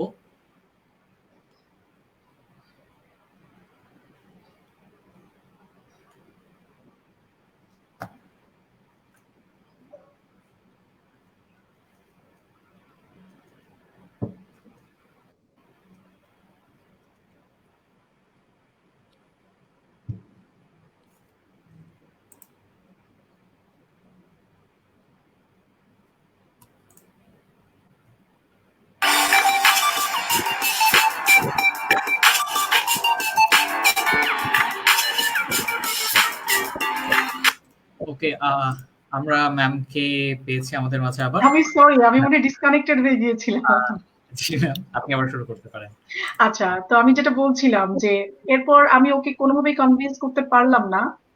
তো আমি পরে বললাম ওকে ফাইন, তাহলে আমি এক কাজ করি, স্কুলে যাই, তোমার টিচারের সাথে কথা বলি। She was like grabbing my hand, okay no no you can go, you can go to school, it will be worse then. So এই জিনিসগুলো রিয়েলাইজ করা, আমরা বাবা মারা বুঝি না। আমরা অনেক সময় যেটা করি যে আমরা ওদেরকে বলি যে ওকে আমি তোমার জন্য এটা হ্যান্ডেল করবো। সো এই জিনিসগুলো ওদের জন্য, ওদের সাইকোলজিকে অনেক বেশি হার্ট করে। সো আমি পরে ওর সাথে কথা বললাম যে কি করতে পারি, আমরা কিভাবে এই সিচুয়েশন হ্যান্ডেল করতে পারি। দেন আমরা যেটা করলাম, আমি আপনাদের সাথে শেয়ার করেছি, আমরা মুভি দেখলাম, আমরা বুক পড়লাম, আমরা ইউটিউবে অনেক টেড টক দেখলাম অ্যাবাউট বুলিং। তো এই সব কিছু করার পরে ওর যেটা রিয়েলাইজেশন হলো, ওর আন্ডারস্ট্যান্ডিংটা হলো, okay fine, I have to stand for myself, this is the point, you have to stand for yourself, nobody else. You can share with someone, you can get some support from someone, but you have to stand for yourself, you have to speak up, stop, don't do it. So আমার মেয়েকে আমরা role model করলাম বাসায়, যে ও কিভাবে, ওকে যদি ওরা আবার বলে you are not a Muslim, then how to she react. So আমরা একটা রোল মডেল করলাম। ও আমাকে খুব ফার্মলি বলে stop, you can't say to me that, and walk away. So এই জিনিসগুলো যেটা হবে যে সবার জন্য, একটা বাচ্চার জন্য শেখা দরকার, যাতে সে খুব ভালো একটা অ্যাডাল্টহুডের দিকে এগিয়ে যেতে পারে, খুব ব্রাইট একটা ফিউচার সে পেতে পারে। প্যারেন্টস এর উচিত বাচ্চাকে এটার জন্য হেল্প করা, স্কুলের উচিত বাচ্চাকে এটার জন্য হেল্প করা।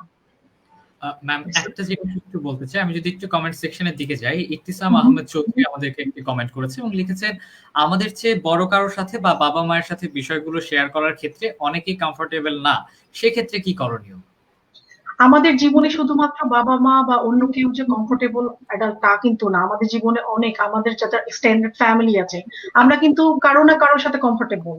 দেখা যাবে যে আমরা হয়তো বা বাবা, আমার মামার সাথে খুব কমফোর্টেবল, বা আমার চাচার সাথে খুব comfortable. Whoever the person is, should be trusted, যে আমাকে ট্রাস্ট করবে, আমি যাকে ট্রাস্ট করব, এবং যে আমাকে, আমরা বারবার বলি কেন ট্রাস্টেড অ্যাডাল্ট হতে হবে, আমি প্রথমেই বলেছি অ্যাডাল্ট যে রেসপন্সিবিলিটি দেখাবে আমার শেয়ারিং এর ক্ষেত্রে, লিসেনিং এর ক্ষেত্রে, আমার সমবয়সী একজন মানুষ সেই শেয়ারিংটা, সেই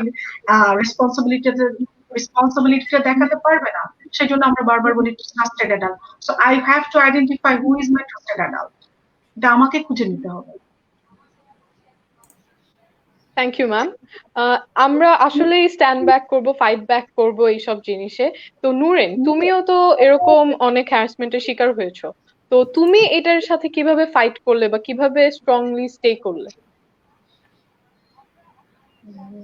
দেখা যায় কি যে যখন আমাকে কেউ কথা বলে আমি সেভাবে ফাইট ব্যাক করতে পারি না। ফাইট ব্যাক করলেও দেখা যায় যে আই ব্রেক ডাউন ইমিডিয়েটলি। আমি হচ্ছে খুবই এই জিনিসগুলা নিয়ে খুবই উইক। বাট যখন দেখা যাচ্ছে I am getting touched by in public by someone negatively, তো আমি তখন হচ্ছে একটা জিনিস শিখি। আমি হচ্ছে আমার সেলফ ডিফেন্সের জন্য কিছু ওয়েজ অর ট্রিক্স শিখেছি। So I try to apply that in that position. যদি আমার পজিশনটা সিচুয়েশনটা ঠিক থাকে তাহলে। যদি আমি কথা বলার ব্যাপারে বলি, যে যখন আমাকে কেউ একটা নেগেটিভ কথা বলছে আর কথা শোনাচ্ছে, আমি যতটুকু পারি, কারণ আমার জন্য তখন ওই মোমেন্টে একটা শক ক্রিয়েট হয় যে ও এটা কি বললো, my brain can't process at that moment, I get really shock at that point. আমি যত তাড়াতাড়ি পারি আমি একটু স্টেবল হয়ে I try to fight back, I try to talk with him. যদি সে কথা না শুনে তাহলে তো কিছু করার নেই। আর যদি না পারি, যদি সে চলে যায়, এমনও দেখা গিয়েছে যে অনেকে আছে কথা বলে আহ মানে দূর থেকে কথা বলে সে জাস্ট চলে গেল এরকম করে, তাহলে কথা বলার ওয়ে থাকে না ওরকম করে। যতটুকু পারি আমি ফাইট করি, আর যতটুকু সিচুয়েশনের উপর ডিপেন্ড করে ততটুকু আমি ভেবে চিন্তে তখন হচ্ছে একটু কথা বলি। থ্যাংক ইউ নূরেন, তোমার আমি এক্সপেরিয়েন্স শেয়ার নূরেনের করার সঙ্গে জন্য। একটা জিনিস অ্যাড করতে চাই। জি অবশ্যই। এটা একটা কোপিং স্কিল, এটা সবার জন্য, আপনারা যারা আছেন আমাদের সাথে আর যারা দেখছেন বা শুনছেন, এই কোপিং স্কিলটা লাইফে খুব ইম্পর্টেন্ট। এটা আমি নিজে প্র্যাকটিস করি, আমি আমার বাচ্চাদেরকে শেখাই, আমার মেয়েকেও আমি শিখিয়েছি। খুব সিম্পল একটা কোপিং স্কিল, বাট এটা আপনাকে লাইফে অনেক হেল্প করবে। সেটা হচ্ছে যে কোনো সিচুয়েশনে, আপনি যে সিচুয়েশনে আছেন না কেন, বাসায় হোক, স্কুলে হোক, ফ্রেন্ডের সাথে হোক, বাবা মার সাথে হোক, টিচারের সাথে হোক, যখনই কোনো কিছু একটা ঘটবে, কোনো নেগেটিভ জিনিস, what ever that is, don't react within 5 seconds. এই 5 সেকেন্ডস ব্রিথ করেন। আমরা সবাইকে এটা শিখাই, স্কুলে বাচ্চাদেরকেও আমরা শিখাই। যে কোনো সিচুয়েশনে কোনো একটা নেগেটিভ কিছু যদি আপনার সামনে চলে আসে, কেউ আপনাকে কোনো কিছু বললেন নেগেটিভলি, যেটা আপনাকে আপসেট করলো, don't fight back, right away, breathe, calm yourself, then response. আপনি পার্থক্যটা দেখতে পারবেন আপনি যদি এটা প্র্যাকটিস করেন। আপনি আপনার আগের যে সিচুয়েশন গুলো ছিল সেটার সাথে আপনার পরবর্তী সিচুয়েশন যদি আপনি কম্পেয়ার করেন, আপনি পার্থক্যগুলো দেখতে পারবেন। সেজন্যই বললাম এটা খুব ভালো একটা coping skill, in fact life skill. এটা যদি আপনি প্র্যাকটিস করতে পারেন, যে কোনো সিচুয়েশনে সাথে সাথে রেসপন্স করবেন না, take your time, breathe, inhale, exhale, then response. এটা খুব ভালো একটা স্কিল। Thank you ma'am. আমরা একটু ভিন্ন দিকে যাই, সেটি হচ্ছে আমরা এখন একটা প্যান্ডামিকের মধ্যে দিয়ে যাচ্ছি এবং কোভিড-19 নামে। তো এই প্যান্ডামিকের সময় আসলে আমাদের স্কুল কলেজগুলো কিন্তু বন্ধ, আমরা আমাদের বন্ধুদেরকে কাছে পাচ্ছি না, পুরো সময়টা পরিবারের সঙ্গে কাটানো হচ্ছে। শাফিন, তোমার কাছে যদি একটু জানতে চাই সময়টা আসলে কিভাবে কাটাচ্ছ, আর এই যে ঘরবন্দি সময় কাটাচ্ছ এখানে আসলে তোমার মেন্টাল হেলথের বিষয়গুলো নিয়ে তুমি যদি বলো যে কি কি ফেস করছো আসলে। শাফিন। সো প্যান্ডেমিক যখন শুরু হয় তখন তো সব বন্ধ হয়ে যায়। and আমি অলরেডি স্কুল তখন আমি অ্যাকচুয়ালি স্কুলে ছিলাম না, আমি কোচিং করি। হ্যাঁ, তো আমার কোচিং যখন বন্ধ হয়ে যায় আমি খুব আপসেট হয়েছিল, যারা যদি বাইরে যেতাম কিছুক্ষণের জন্য ওই জিনিসটা বন্ধ হয়ে যায়। তো দ্য ফার্স্ট ফিউ মান্থস এই লকডাউনের জন্য আমার অ্যাকচুয়ালি খুব এরকম হয়েছে যে সাফোকেটেড লাগে। এন্ড আমি কারোর সাথে কথা বলতাম না time, I was facing some personal problem, bullying নিয়ে না বা অন্য অনেক কিছু নিয়ে।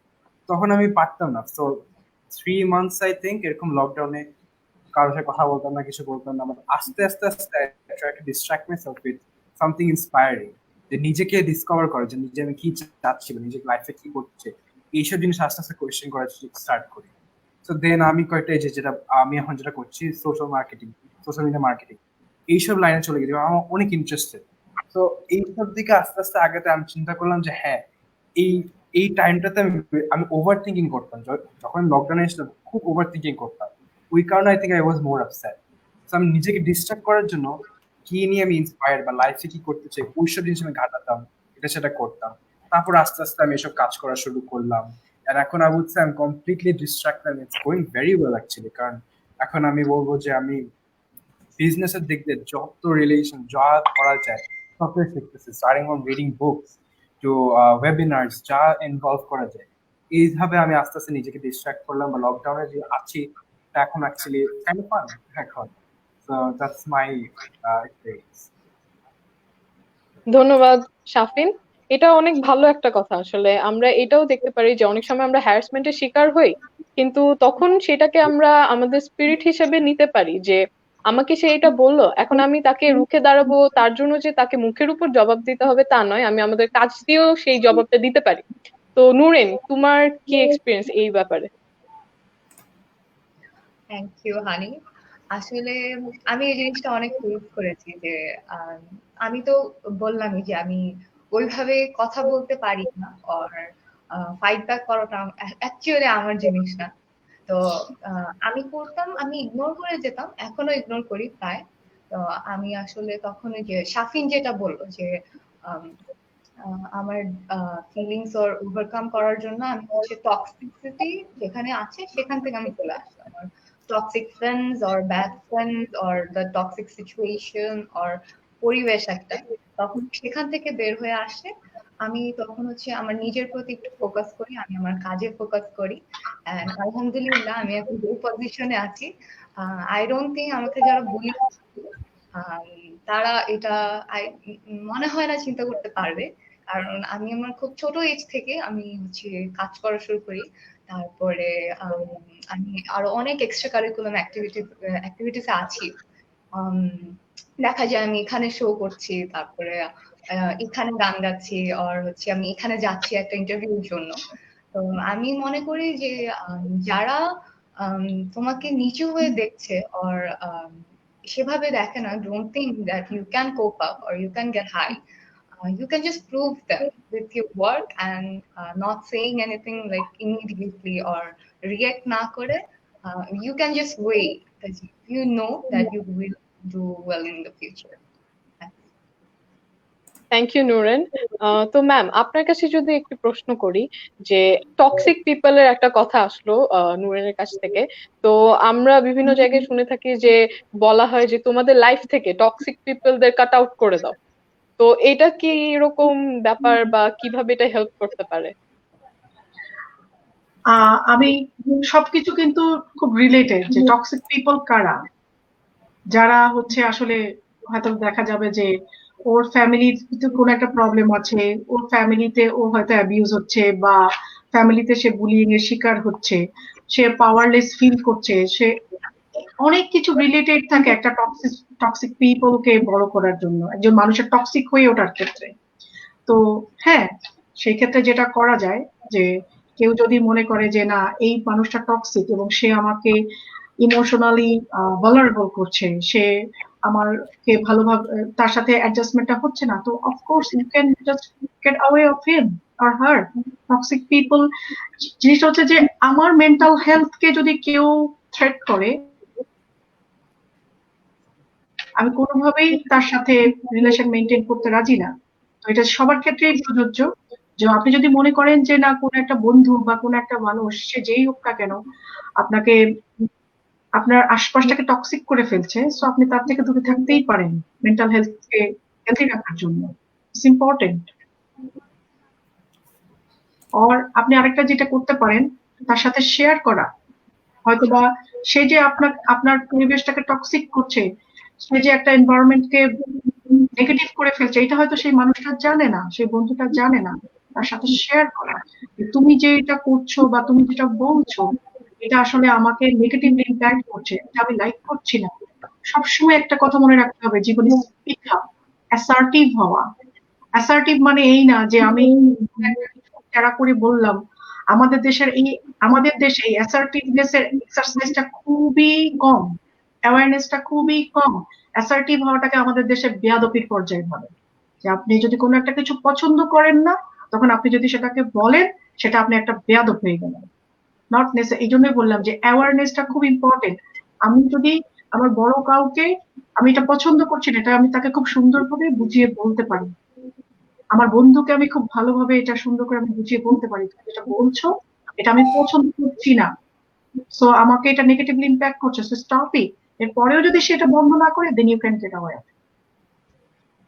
সো জিনিসটা হচ্ছে যে একটা মিউচুয়াল আন্ডারস্ট্যান্ডিং এর মধ্যে আসা, আপনি যে একটা মিউচুয়াল রেসপেক্টের মধ্যে আসা, আপনি যে তাকে কাইন্ড হচ্ছে রেসপেক্ট দেখাচ্ছেন, তাকে ওটা আন্ডারস্ট্যান্ড করতে হবে, তাকে ওটা রিয়েলাইজ করতে হবে যে একেও আমার সমানভাবে রেসপেক্ট করতে হবে, কাইন্ড হতে হবে। সো সে যদি সেটা না করে, সো আমি মনে করি না যে সেই ক্ষেত্রে আপনার দূরে সরে যাওয়াটা কোনো একটা অসুবিধার ব্যাপার হতে পারে। Thank you ma'am. ম্যাম, আমরা কোভিড-19 নিয়ে কথা বলছিলাম।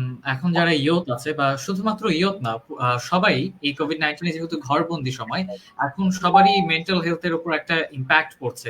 তো এটাকে আসলে কিভাবে কোপ আপ করা যায়? অ্যাজ এ সাইকোলজিস্ট আপনার মতামতটা কি? একটা জিনিস আমরা সবাই জানি, জানি কিনা আমি জানি না, সেটা হচ্ছে যে আমরা যখন কোনো একটা কিছু নিয়ে ভাবি, মানে আমাদের জীবনের যত কিছু অসুবিধা বা আমাদের মেন্টাল হেলথের যত প্রবলেম বা আমাদের ফিজিক্যাল হেলথের যত কিছু হয়, অনেক কিছু কিন্তু রিলেটেড হচ্ছে নেগেটিভ থটস এর সাথে। আমরা মনে করি যে মানুষের জীবনকে অনেকভাবে প্রভাবিত করে হচ্ছে নেগেটিভ থটস।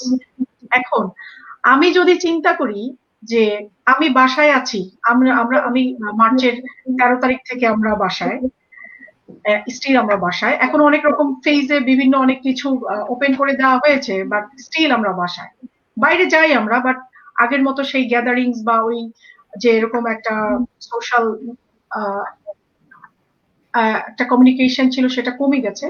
এখন যেহেতু এখানে সব জায়গাতেই সোশ্যাল ডিস্টেন্সিং চলছে, সো আমি যদি মনে করি যে আমি আমার বাসায় সেফ আছি, it's a positive thought rather than আমি আমার বাসার মধ্যে আছি, আমি তো বন্দি। এই চিন্তাটা আমাকে অনেক বেশি নেগেটিভলি ইম্প্যাক্ট করবে।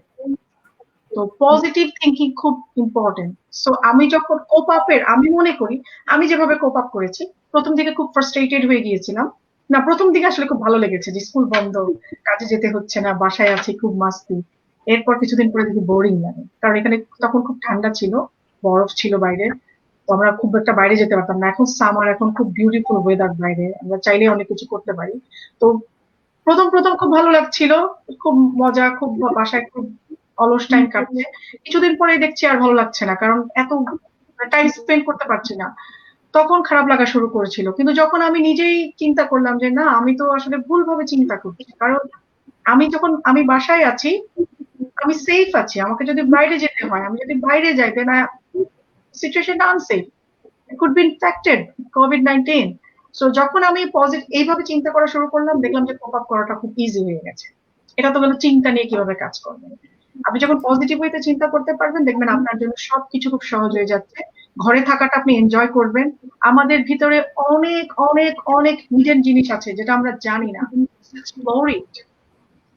আমরা আপনি ইউ নেভার নো কখন কোনটা আপনি এক্সপ্লোর করে ফেলবেন। সো এই জিনিসটাকে আপনি যখন পজিটিভ ওয়েতে ডাইভার্ট করতে পারবেন, আপনি নিজেকে ডিস্ট্রাক্ট করতে পারবেন নেগেটিভ থিঙ্কিং থেকে, তখন দেখবেন আপনার পজিটিভ থিঙ্কিং গুলো আপনাকে অনেক ভালো ভালো জিনিস এক্সপ্লোর করতে হেল্প করছে। বাসায় বসে আপনি অনেক কিছু করতে পারেন, আমি মনে করি। আমি এখানে যদি ধন্যবাদ অ্যাড ম্যাম। করতে চাই, হ্যাঁ, শাফিন কিছু বলতে চাচ্ছিলেন। পজিটিভ থিঙ্কিং এখানে একটা আমি যেটা দেখেছি যে আমরা অনেক সময় বলি কি যে positive thinking and being optimistic and being realistic, এই জায়গাটাতে একটা ডিফারেন্স যে আসছে, যেটা আমি বাসায় বসে ফেস করেছি, যে আমরা হয়তো বা অনেকে নেগেটিভ থাকতো যে কবে যাবে কোভিড-19, কবে বের হতে পারবো বা এটা সেটা, বা হয়তো বা যেমন আমার প্যারেন্টস ভাবতো যে হয়তো কোভিড-19 যাবে না, this is the new normal, right, and then vaccine হয়তো হবে না অনেকদিন ধরে, হয়তো 3 বছর পর এই থাকবো এরকম। তো এই জিনিসটা rather than being realistic at this time, হ্যাঁ রিয়েলিস্টিক আমাদের হওয়া উচিত।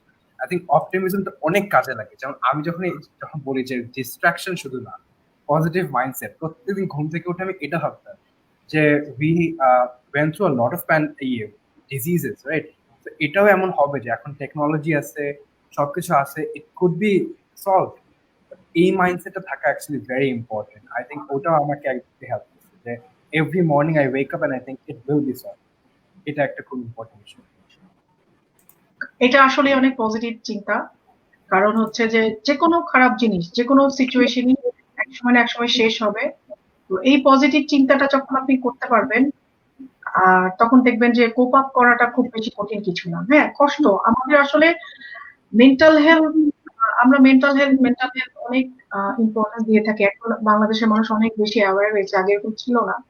তো মেন্টাল হেলথ অবশ্যই জরুরি। সাথে আপনি যদি আমরা এখন সোশ্যাল মিডিয়াতে অনেক কিছু জানতে পারি, আমাদের আশপাশের পরিবেশটা কেমন, আমাদের নেইবাররা কেমন আছে। এখন ফাইন্যান্সিয়াল অনেক ক্রাইসিস দেখা দিয়েছে। সো আপনি যখন এই টোটাল জিনিসটা নিয়ে আপনি চিন্তা করবেন এবং আপনি বুঝবেন যে আপনি ভালো আছেন কি আছেন না। সো পজিটিভ থিঙ্কিং অনেকভাবে আপনাকে হেল্প করবে এই সিচুয়েশনের সাথে কোপ করার জন্য এবং আপনার আশেপাশের মানুষের অবস্থাটাকে রিয়েলাইজ করার জন্য। ধন্যবাদ ম্যাম। আপনারা যারা আমাদের লাইভটি দেখছেন তারা আপনাদের কোনো প্রশ্ন থাকলে আমাদেরকে কমেন্ট সেকশনে জানিয়ে দিতে পারেন। এছাড়া আপনারা জানাতে পারেন কে কোথা থেকে শুনছেন, সেই সাথে শেয়ার করতে ভুলবেন না। আমরা চলে যাচ্ছি হানির কাছে। Honey. Thank you Rehan. Positive থিঙ্কিংটা আসলে অনেক কাজে দেয়, শুধু যে কোভিড-19 এর জন্য তা নয়। আমরা সবকিছুতেই আসলে নেগেটিভ আর পজিটিভ সাইড দেখে থাকি।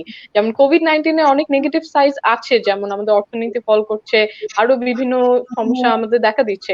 কিন্তু পজিটিভ সাইড এটাও আছে, প্রকৃতি আবার সবুজ হয়ে গিয়েছে এবং আমরা আমাদের পরিবারের সাথে আরো বেশি সময় কাটাতে পারছি, আমাদের রিলেশনস গুলো অনেক ভালো হচ্ছে। তো এই মানে প্রসঙ্গতেই যে হ্যারাসমেন্ট অনেক নেগেটিভ দিক আছে, কিন্তু আমরা যদি দেখি যে পজিটিভ দিকের দিকে তাকাই, তাহলে দেখবো যে অনেক সময় এই হ্যারাসমেন্ট আমাদের জীবনে বিভিন্ন স্পিরিট ক্রিয়েট করে, যে আমাদের সেই থটটা আনে যে আমাদের চেঞ্জ হওয়া দরকার, আমাদের নিজেকে আরো ইমপ্রুভ করা দরকার। তো নূরেন, তুমি কি মনে করো যে এই হ্যারাসমেন্ট কি তোমাকে এইভাবে থিঙ্ক করতে হেল্প করেছে? অবশ্যই আমি এটা অস্বীকার করবো না যে হ্যারাসমেন্ট সবসময় একটা নেগেটিভ দিক আছে, পজিটিভ দিকও আছে। আমি আম, এটা বলবো যে আমি হ্যারাসমেন্ট হওয়ার আগে আর হ্যারাস হওয়ার আগে আমি যতটুকু আগে ছিলাম, আর আমি 2-3 বছর আগে যেরকম ছিলাম আমি এখন সেরকম না। আমি এখন প্রায় ভালোই, আমি অনেক স্পিরিচুয়াল হয়েছি। আই ক্যান কোপ মাইসেলফ আপ। আমি নিজেকে কনসোল করা শিখেছি, আমি কাউন্সিল করা শিখেছি। And, আশেপাশের পরিবেশটাকে আমি আরো ভালোভাবে চিনতে পেরেছি যে আমার আশেপাশের মানুষ কেমন, কোন মানুষটা কিরকম, আমার কোন সিচুয়েশনটা কিরকম হতে পারে, আমি কিভাবে কোপ আপ করতে পারবো আর কি কথাবার্তা বলতে পারবো। সেই জিনিসগুলো আমি শিখেছি এর থ্রুতে। ধন্যবাদ মানে তোমাকে। হ্যাঁ, শাফিন অ্যাড করতে চাচ্ছিলেন। সেটা হচ্ছে গিয়ে আমরা যখন বলি যে স্পিরিচুয়াল দিক দিয়ে যখন আমরা বলছি ইমপ্রুভমেন্ট হচ্ছে, অনেকে এরকম হয় যে যারা হয়তো বুলিং হয়েছে বা হ্যারাস হয়েছে অনেক আগের কথা, এরা না একটা পর্যায়ে অ্যাকসেপ্টেন্স যেটা বলি আমরা, যেটা ধরে নেয়। যে আমি এরকম দেখেছিলাম একটা আর্টিকেলে, একটা black child 9 year old, he was being abused by 3 white kids, যে ও বিলং করে না এই কমিউনিটিতে, এরকম কিছু। তখন ওই আর্টিকেলে নিচে একজন কমেন্ট করেছে যে I wouldn't stand up because I think bullying is the way of life, যে এখান থেকে মানুষ শিখে। আই থিঙ্ক নো, বিকজ হ্যাঁ, বুলিং থেকে আস্তে আস্তে যারা কোপ আপ করতে পারে তাদের একটা দেখতে ইমপ্রুভমেন্ট আসে, but still it's an issue যেটা আমরা ইগনোর করতে পারবো না, যে bullying is the way of life. এখন অনেকেই কিন্তু মাইন্ডসেট আছে যারা অ্যাকসেপ্টেন্স হিসেবে নিয়ে নেয়, অ্যাকসেপ্ট করে নেয়। যেমন অনেকে কথা বলেন যারা হ্যারাস হয়, যেমন উইমেন হ্যারাসমেন্ট দেখতে চাই। আমি এখন কাউকে চিনি যে ইনঅ্যাপ্রোপ্রিয়েট এরকম জিনিস এক্সপিরিয়েন্স করছে, বাট ও বলে নাই, কারণ ভাবছে যে হয়তো এরকম ছেলেরা এরকমই বা এরকম। না, ডেফিনেটলি না। Crime is crime, you have to stand up. এই জিনিসটাও একটা important, we should keep this in mind.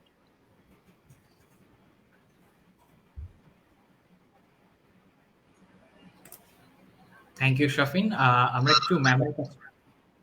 আমরা যদি একটু ম্যামের কাছে যেতে চাই, যে ম্যাম, আমরা যে বিষয়টা নিয়ে কথা বলছিলাম আসলে, যে কোভিড-19 এর যে বিষয়টি, তো সেখানে আসলে বাসায় যখন আছি আমরা কিন্তু আমাদের কথাগুলো শেয়ার করার জন্য আমাদের বন্ধুদেরকে পাচ্ছি না, এবং এই টাইমটাকে কিভাবে আমরা ইফেক্টিভলি আসলে ইউজ করতে পারি? প্রথম কথা হচ্ছে একই কথা আসলো যে আমরা পরিবার থেকে অনেক দূরে সরে গিয়েছিলাম। হুম। তো আমরা আমাদের ফ্যামিলিকে টাইম দিতে পারি, ফ্যামিলির মেম্বারদের সাথে কমিউনিকেশনের মাধ্যমে, ইন্টারাক্টের মাধ্যমে আমরা আমাদের বন্ডিংটাকে আরো বেশি স্ট্রং করতে পারি। এরপর আমরা যেটা করতে পারি যে এখন সোশ্যাল মিডিয়া থ্রু বা টেকনোলজি এত আপডেটেড, এখন অনেক কিছু করা যায় থ্রু টেকনোলজি। অনেক রকমের প্রোগ্রাম আছে, অনেক ইউনিভার্সিটি, অনেক কলেজেস আছে যারা ফ্রি অনলাইন কোর্সেস দিয়েছে, যেটা আপনি করতে পারেন আপনার স্কিল ডেভেলপমেন্টের জন্য। মোট কথা হচ্ছে যে আপনি আপনাকে ডিসাইড করতে হবে যে আপনি আপনার এই টাইমটাকে পজিটিভ ওয়েতে কিভাবে এনরিচ করবেন। সো আপনাকে আপনি ওই জিনিসগুলোকে আপনি বেছে নিতে পারেন যেটা আপনার স্কিল ডেভেলপমেন্টের জন্য আপনাকে হেল্প করবে। সো বিভিন্ন রকমের প্রোগ্রাম আছে, বিভিন্ন রকমের বিভিন্ন কলেজ ইউনিভার্সিটিজ আছে, ওদের অনেক রকমের অনলাইন ফ্রি কোর্সেস আছে যেগুলো আপনি আপনার নিজের জন্য আপনি কমপ্লিট করতে পারেন। এরপর আপনি কোন ল্যাঙ্গুয়েজ কোর্স করতে পারেন, হোয়াট এভার ইউ লাইক, যেটা আপনি কমফোর্টেবল করার জন্য। এমন সবসময় এরকম না যে এখন আমার আমার হয়তো বা ভালো লাগছে না, এরকম আমার স্কিল ডেভেলপমেন্টের জন্য আমার এই প্রোগ্রামটা করতে বা কোর্সটা করতে আমার ভালো লাগছে, ডু ইট দেন। যেটা করতে ভালো লাগছে এই সময়টাকে কাজে লাগানোর জন্য, যেটা উপভোগ করার জন্য, যেটা পজিটিভলি আপনাকে হেল্প করছে, সেটা করেন। আপনার যদি কোনো কিছু রান্না করতে ভালো লাগে সেটা করতে পারেন, বা ছবি আঁকতে ভালো লাগে সেটা করতে পারেন, বা অনেক পুরোনো কোনো গল্পের বই আপনি অনেকদিন থেকে ভাবছেন পড়বেন, পড়তে পারছিলেন না, করে ফেলেন। আপনার বাবার সাথে কোনো একটা গেম খেলতে পারেন, মায়ের সাথে কোনো একটা কুকিং আপনি করতে পারেন। So it depends on you, how you feel. আপনি যেভাবে পজিটিভ ওয়েতে, যেভাবে আপনার মেন্টাল হেলথ ভালো থাকবে, আপনার আপনি জিনিসটাকে লাইক করবেন, সেভাবে আপনি আপনার টাইমটাকে কাজে লাগাতে পারবেন। সো এটা এটা ডিপেন্ড করে আপনার উপরে, কিভাবে আপনি আপনার সময়কে কাজে লাগাবেন। ধন্যবাদ ম্যাম। ধন্যবাদ ম্যাম। আসলে আমরা আসলে অনেক কিছু করে থাকি আমাদের স্কিলস ডেভেলপ করার জন্য। তো নূরেন, এখন দেখা যায় যে আমাদের ফ্যামিলি থেকে অনেক সময় সম্মতিটা বা সেই সাপোর্টটা আসে না। তো তুমি কি কখনো এটা ফেস করেছো যে ফ্যামিলির কাছ থেকে হ্যারাসমেন্টটা যে আসতেছে, যে তোমার হ্যারাসমেন্টের উদ্দেশ্যে নয়, অবশ্যই তোমার ভালোর উদ্দেশ্যে, হয়তো তোমাকে তোমার গোলস গুলো অ্যাচিভ করতে তারা বাধা দিচ্ছে, এরকম কি কোনো কিছু তুমি ফেস করেছো? না, আমি কখনো এরকম করে ফেস করিনি যে আমার ফ্যামিলি আমাকে কখনো এভাবে বাধা দিয়েছে আর আটকিয়েছে যে না তুমি এরকম করতে পারবে না, আর তুমি এরকম করলে হচ্ছে আম, কোনো একটা ক্ষতি হবে, আর কথা বলা বন্ধ করে দিব, আর তোমার বাসা থেকে বের হওয়া বন্ধ, এভাবে কখনো বলেনি। আমার ফ্যামিলি, আমি যা করতে চেয়েছি, আমি কোনো নতুন কারিকুলাম স্কিল আর যাই শিখতে চেয়েছি, সবসময় হচ্ছে আমার ফ্যামিলি আমাকে সাপোর্ট করেছে, স্পেশালি আমার মা। আর যদি দেখে যে না এই জিনিসটা আমার জন্য খারাপ আর ক্ষতিকর, তাহলে আমার মা আর বাবা আর আমার বোন সবসময় দেখা গিয়েছে আমাকে বুঝিয়েছে, সেভাবে না বলে, যে একটা তর্কের উপর না গিয়ে আর একটা ঝগড়ার উপর না গিয়ে আমাকে তারা বসে বুঝিয়েছে না যে এটা তোমার করা ঠিক না, আর আর এখন করা ঠিক না, তোমার এখন বয়স হয়নি, আর কিছু একটা সমস্যা, তারা সেটা খুলে বলেছে। and, দেখা গিয়েছে আমি বুঝেছি, আমি ওটা নিয়ে আর কোনো কথা বাড়াই নাই। আম, এটাই হয় ম্যাক্সিমাম। আর আমার ফ্যামিলি যারা দেখি, যে আমার খালারা আর চাচারা, তারাও কখনো এভাবে বলেনি। আর বললে দেখা যায় আমার মার সাথে কন্ট্যাক্ট করে, আর হচ্ছে আমার ফ্যামিলির যে আমার বাবা মাদের সাথে কন্ট্যাক্ট করে যে ও তো এসব শিখছে, তোমার কোনো আপত্তি নেই। তখন আবার দেখা যায় আমার মা বাবা উল্টা আমাকে যে সাপোর্ট করে যে না, এখন শিখছে, এখন তো শেখারই বয়স। তো তখন গিয়ে হচ্ছে আমার উপরে সেই ইম্প্যাক্ট গুলো, নেগেটিভ কথাগুলো আমার উপর পড়ে না, আমার বাবা মা সেগুলো নিয়ে আমাকে কোপ আপ করে এন্ড সবসময় আমাকে ইন্সপায়ার করে এসেছে এভাবেই। আহ, ধন্যবাদ নরেন তোমাকে। ম্যামের কাছে যদি একটু জানতে চাই, যেহেতু প্যারেন্টাইন নিয়ে একটা কথা উঠেছে, তো আসলে বাংলাদেশের ক্ষেত্রে যদি আমি একটু কম্পেয়ার করতে চাই, আমাদের কিন্তু মা বাবারা আহ, একটা মা বাবা এবং সন্তানদের মাঝে কিন্তু একটা জেনারেশন গ্যাপ আছে। সো এটাকে কিভাবে আসলে কভার আপ করা যায় ম্যাম, আপনার কি মনে হয়? অ্যাওয়ারনেস। আমি বারবার একটা কথাই বলছি যে অ্যাওয়ারনেস। আমাদের জিনিসটা, আমাদের দেশের ব্যাপারটা হচ্ছে কি, আমাদের বাবা মারা জানেন না। আমাদের এটা হচ্ছে যে সবকিছু খুব ওতপ্রোতভাবে জড়িত। পুরো পরিবার, মানে পারিবারিক ব্যবস্থা, সামাজিক ব্যবস্থা সবকিছু খুব রিলেটেড। সো আমাদের বাবা মারা জানেন না যে কিভাবে হচ্ছে পজিটিভ ওয়েতে সন্তানদের সাথে ডিল করা যায়। পজিটিভ প্যারেন্টিং থেকে ওনারা অনেক দূরে। আবার আমাদের সন্তানরাও জানে না যে কিভাবে অ্যাসার্টিভ ওয়েতে সুন্দরভাবে বাবা মার সাথে ডিল করা যায়। সো জিনিসগুলো ভাইস ভার্সা। তো আমি বারবার বলছি যে অ্যাওয়ারনেস জরুরি। বাবা মা বাবা মাকে শিখাতে হবে, বাবা মাকে জানতে হবে কিভাবে ওনারা রাগারাগি না করে, মারধর না করে, চিল্লাপাল্লা না করে সুন্দরভাবে পজিটিভ ওয়েতে বাচ্চার কাছে শিখাতে পারেন। আমি নোরেনের ও যেটা বলছিল সেটার সাথে আমি কিছু জিনিস অ্যাড করতে চাই, তাহলে জিনিসটা আরো ক্লিয়ার হবে। অনেক সময় যেটা হয় আমি আমি একজন বাচ্চা হিসেবে আমি হয়তো বা ভাবছি যে এটা আমি করতে পারি, এটা আমার দরকার, এটা আমার জন্য করা খুবই জরুরি, এটা আমার একটা গোল, আমি এটা অ্যাচিভ করতে চাই।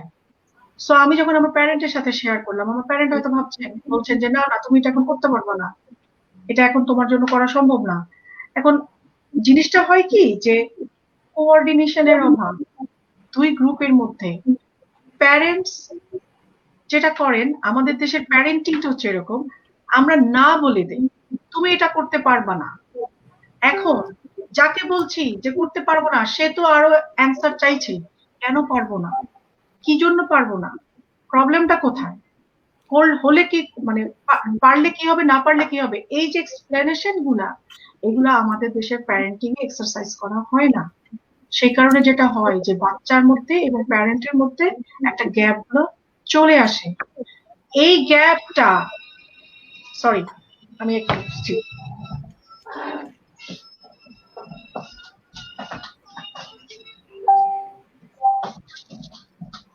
আচ্ছা, আমরা ততক্ষণ একটু নূরেনের কাছে যাই। তুমি এই কমিউনিকেশন গ্যাপটা নিয়ে আসলে কি ভাবছো? প্যারেন্টস এবং তাদের সন্তানদের মাঝে যে কমিউনিকেশন গ্যাপ, সেটা নিয়ে আসলে তুমি কি ভাবছো?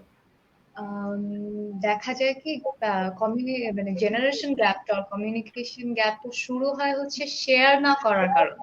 দেখা যাচ্ছে আমার মতো যারা আমার এইজের যারা আছে আর আমার থেকে ছোট টিনেজ যারা, তারা ভাবে যে আমি যদি এটা আমার বাবা মাকে আস্ক করি, তাদের পাস্ট এক্সপিরিয়েন্সে যে আমার বাবা মাকে যদি আমি আস্ক করি তাহলে হচ্ছে তারা আমাকে না বলে দিবে। তাদের হচ্ছে তখন সেই জিনিসটা করার জন্য আরো আগ্রহ বাড়ে। আগ্রহ থাকে ঠিকই, তারা একটা ওয়ে খুঁজে বের করে সেই জিনিসটা করার জন্য, যে জিনিসটা হতে পারে আমার ব্যাড হতে পারে আবার গুডও হতে পারে। তো আমার মনে হয় যে বাবা মাদেরও উচিত যে আসলে তার বাচ্চার তার সে কারো কথা শুনে প্রভোক না হয়ে ফার্স্টে না বলে অ্যাটলিস্ট বোঝা যে সে কি বলতে চাচ্ছে, কেন করতে চাচ্ছে। আর তার জন্য যদি সেটা খারাপ হয় আর তার ফিউচারের জন্য যদি সেটা মানে ব্যাড হয়, তাহলে উচিত যে একদম সরাসরি না বলে একটা প্রপার অ্যান্সার দেওয়া। কারণ আমার মনে হয় যে আমার জেনারেশনের যারা মানুষ আর যারা টিনেজার, নিউ ইয়াং অ্যাডাল্ট আর টিনেজার যারা, দে ওয়ান্ট অ্যান্সার্স যে কেন আমি এটা করতে পারবো না। আমারও একটা টাইম গিয়েছে, আমি একটা মানা করবো না আর মিথ্যা বলবো না যে আমি আমার মাকে কখনো এরকম বলিনি কেন আমি এটা করতে পারবো না, আর ঝগড়া করিনি যে তুমি সবসময় আমার সাথে এরকম করো আর তুমি আমাকে এটা করতে দিচ্ছ না, তুমি আমাকে এটা করতে বাধা দিচ্ছ। আমিও করেছি। তো এই জিনিসটা উচিত বাবা মার তখন আসলে রিয়াক্ট না করে, আমার মা যেটা করেছিল, আর রিয়াক্ট না করে, তৎক্ষণাৎ রিয়াক্ট না করে ওর রাগ না হয়ে গিয়ে আমাকে অনেকক্ষণ টাইম ধরে বুঝিয়েছে যে দেখো তোমার এই জিনিসটা করা ঠিক না, আর একটা প্রপার অ্যান্সার আমি পেয়েছি। এই টাইমটাতে আসলে আমার মনে হয় একটা প্রপার অ্যান্সার দেওয়াটা খুবই জরুরি। আমার মতো ইয়াংদের যারা দেখছে তাদেরও বলবো যে শেয়ার করা উচিত, এন্ড বাবা মার পয়েন্টটাও বোঝা উচিত। কারণ এট the end of the day তারা তোমার খারাপ চায় না, তারা আসলেও চায় যে তুমি হচ্ছে একটা পজিশনে থাকো, একটা ভালো পজিশনে থাকো আর এই ওয়ার্ল্ডটা ফাইট করতে পারো তাদের সাথে। এটাই হচ্ছে, এই দুইটা জিনিস যদি ঠিক থাকে আই থিঙ্ক কমিউনিকেশন গ্যাপটা আর যে জেনারেশন গ্যাপটা থাকে সেইটা অনেক লেস হয়ে যায়, কমিউনিকেট করতেও সুবিধা হয়। ধন্যবাদ ধন্যবাদ। তোমাকে। Right. ম্যামের কাছে একটু আসি। ম্যাম, আপনি বলছিলেন প্যারেন্ট আইনের কথা এবং কিভাবে আসলে আমরা যে অ্যাওয়ারনেসটা তৈরি করতে হবে প্যারেন্টসদের মাঝে। কিন্তু ম্যাম, এটার প্রসেসটা আসলে কি? কিভাবে অ্যাওয়ারনেসটা ক্রিয়েট করা যায়? এটা কি গভর্নমেন্ট সাইড থেকে হবে নাকি নন গভর্নমেন্ট সাইড থেকে হবে, বা নিজেরা নিজেদেরকেই অ্যাওয়ার করবে, এমনটা কি? এখন যেটা হয় কি যে জিনিসটা হচ্ছে যে এই অ্যাওয়ারনেস কোনো একভাবে আসবে না, মানে এটা সবকিছু একসাথে জড়িত। এটা সামাজিক ভাবে তৈরি হতে হবে, এটা পারিবারিক ভাবে হতে হবে, এটা সবকিছু একবার সবাই মিলে এই অ্যাওয়ারনেস গুলো তৈরি করতে হবে। জিনিসটা হয় কি, আমাদের দেশের সিস্টেমের যে ল্যাকিংসটা, আমার কথা আমি বলেছি যে স্কুল থেকেই আমরা এই জিনিসগুলো শিখে আসবো। একজন বাচ্চা স্কুল থেকেই লার্ন করতে করতে সে যখন অ্যাডাল্টহুডের দিকে যাবে তখন সে অলমোস্ট অনেক কিছু সম্পর্কে জানবে, কিভাবে কমিউনিকেশন করতে হবে, কিভাবে কোপ আপ করতে হবে, সবকিছু খুব রিলেটেড। একদিনে অ্যাওয়ারনেস চলে আসবে না। হ্যাঁ, এখন যেটা হয় আমাদের দেশে হয় কি, মেন্টাল হেলথটাকে খুব বেশি ইম্পর্টেন্স দেওয়া হয় না। সবসময় আমরা ফিজিক্যাল হেলথটা নিয়ে বেশি মাতামাতি করি। যখন কি হয়, যখন এখানে কি হয়, এখানে যে কোনো কিছুতেই একজন কাউন্সিলরের হেল্প নিয়ে নেয়। এখানে যে কোনো কিছুতেই কোনো একটা ইস্যু হলেই স্কুলের কাউন্সিলরের সাথে কথা বলে, বা এডুকেটরের সাথে কথা বলে, বা টিচারের সাথে কথা বলে, বা এমনি একজন এখানে কমিউনিটি লেভেলে অনেক কাউন্সিলর কাজ করেন, তাদের কাছ থেকে হেল্প নিয়ে নেয়। আমাদের দেশে এই জিনিসগুলো থেকে আমরা খুব দূরে থাকি। আমরা এই জিনিসগুলোকে, মেন্টাল হেলথ নিয়ে কথা বলাটাকে আমাদের দেশে একটা স্টিগমার পর্যায়ে নিয়ে যাওয়া হয়েছে। কেউ হচ্ছে এটা নিয়ে কথা বলতে কমফোর্ট ফিল করে না, কারণ অনেক ধরনের নেগেটিভ জিনিস রিলেটেড আছে। তো এখন এই অ্যাওয়ারনেসটা হবে কি, যে যখন কোনো একটা ফ্যামিলিতে কোনো একটা ইস্যুস নিয়ে কথা হয় তখন খুব ইজিলি কিন্তু তারা একজন কাউন্সিলর অ্যাক্সেস করতে পারেন। এখন কিন্তু বাংলাদেশে মেন্টাল হেলথে ক্লিনিক্যাল সাইকোলজিস্ট ডিপার্টমেন্ট যে কাজ করছে তারা অনেক অনেক অনেক ভাস্ট হয়েছে। অনেক রকমের হেল্প এখন অ্যাক্সেস করা যায় বাংলাদেশে, খুব কম মূল্যে, আবার বিনামূল্যে। সেটা হচ্ছে যে চাইতে হবে যে আমি কিভাবে আমাকে হেল্প করব, আমি কিভাবে আমার ফ্যামিলিকে হেল্প করব, কিভাবে আমার বাচ্চাকে হেল্প করব। এটা হচ্ছে একজন প্যারেন্টস এর চাইতে হবে। সে যখন চাবে অ্যাওয়ারনেস, সে যখন নিজেই নিজেকে অ্যাওয়ার করার চেষ্টা করবে, সে তখন সেই হেল্প গুলাকে অ্যাক্সেস করতে পারবে। এবং কমিউনিকেশনটা, যে গ্যাপটা হয়ে যায় সেই গ্যাপটা কিন্তু একদিনে হয় না, দিনে দিনে দিনে দিনে দিনে দিনে গ্যাপটা হতে হতে একটা অনেক বড় একটা গ্যাপ হয়ে যায়। তো সেই গ্যাপটা কিন্তু আপনি এক জাম্পে ফিল আপ করতে পারবেন না, সেটার জন্য সময় দিতে হবে। সো এই অ্যাওয়ারনেস, এই যে ল্যাকিংস, এই ল্যাকিংস কিন্তু একদিনে আসেনি, দিনে দিনে এটা এসেছে। সো এই অ্যাওয়ারনেস তৈরি হতেও সময় লাগবে। শুরু হয়ে গেছে, এখন বিভিন্ন প্রতিষ্ঠান আছে, বিভিন্ন অর্গানাইজেশন আছে যারা কাজ করছে, বিভিন্ন স্কুলে এই প্রোগ্রাম, বিভিন্ন ধরনের প্রোগ্রাম শুরু হয়েছে প্যারেন্টসদেরকে অ্যাওয়্যার করার জন্য, কিভাবে তারা ভালো প্যারেন্টিং করতে পারবে। এই সব কিছু একসাথে একসাথে হবে। সবকিছু সবাই যখন একে অন্যের সাথে মিলে কাজ করবে তখন এই অ্যাওয়ারনেসও আসবে, পিতামাতাও সচেতন হবেন। আমি এখানে একটা জিনিস বলতে চাই, আমি প্যারেন্ট, আমার যারা আমাদেরকে দেখছেন, আপনাদেরও প্যারেন্টস আছেন যারা আমাদেরকে দেখছেন, সবার জন্য আমি একটা কথা বলতে চাই। বাচ্চারা যখন, একটা মানুষ, কোনো একটা বাচ্চা বা কোনো একটা টিনেজার, সে যখন প্রবলেম ফিল করে, সে করে কি, সে সবার আগে কিন্তু বাবা মার কথা চিন্তা করে, যে সে তার বাবা এই প্রবলেমটা নিয়ে সে কার সাথে আলাপ করতে পারবে। আমার এই কথাটা বাবা মায়ের জন্য। আমাদের দেশের প্যারেন্টিং এর মধ্যে অনেক রকমের গাফিলতি আছে, আমাদের দেশ বলবো না, পৃথিবীর সব দেশেই প্যারেন্টিং এর মধ্যে কেউ কেউ খুব ভালো প্যারেন্ট হতে পারেন, আবার কেউ কেউ পারেন না, অনেক ল্যাকিংস থেকে যায় না জানার কারণে। তো বাবা মা যেটা করতে পারেন, বাচ্চার সাথে একটা সম্পর্ক স্টাবলিশ করেন, যেখানে বাচ্চা যে কোনো পরিস্থিতিতে, যে কোনো সিচুয়েশনে সে চিন্তা করবে যে আমি আমার বাবা মাকে এই কথাটা বলতে পারি। বাচ্চাকে ওই ট্রাস্টটা দেয়া বাবা মার জন্য খুবই খুবই খুবই গুরুত্বপূর্ণ।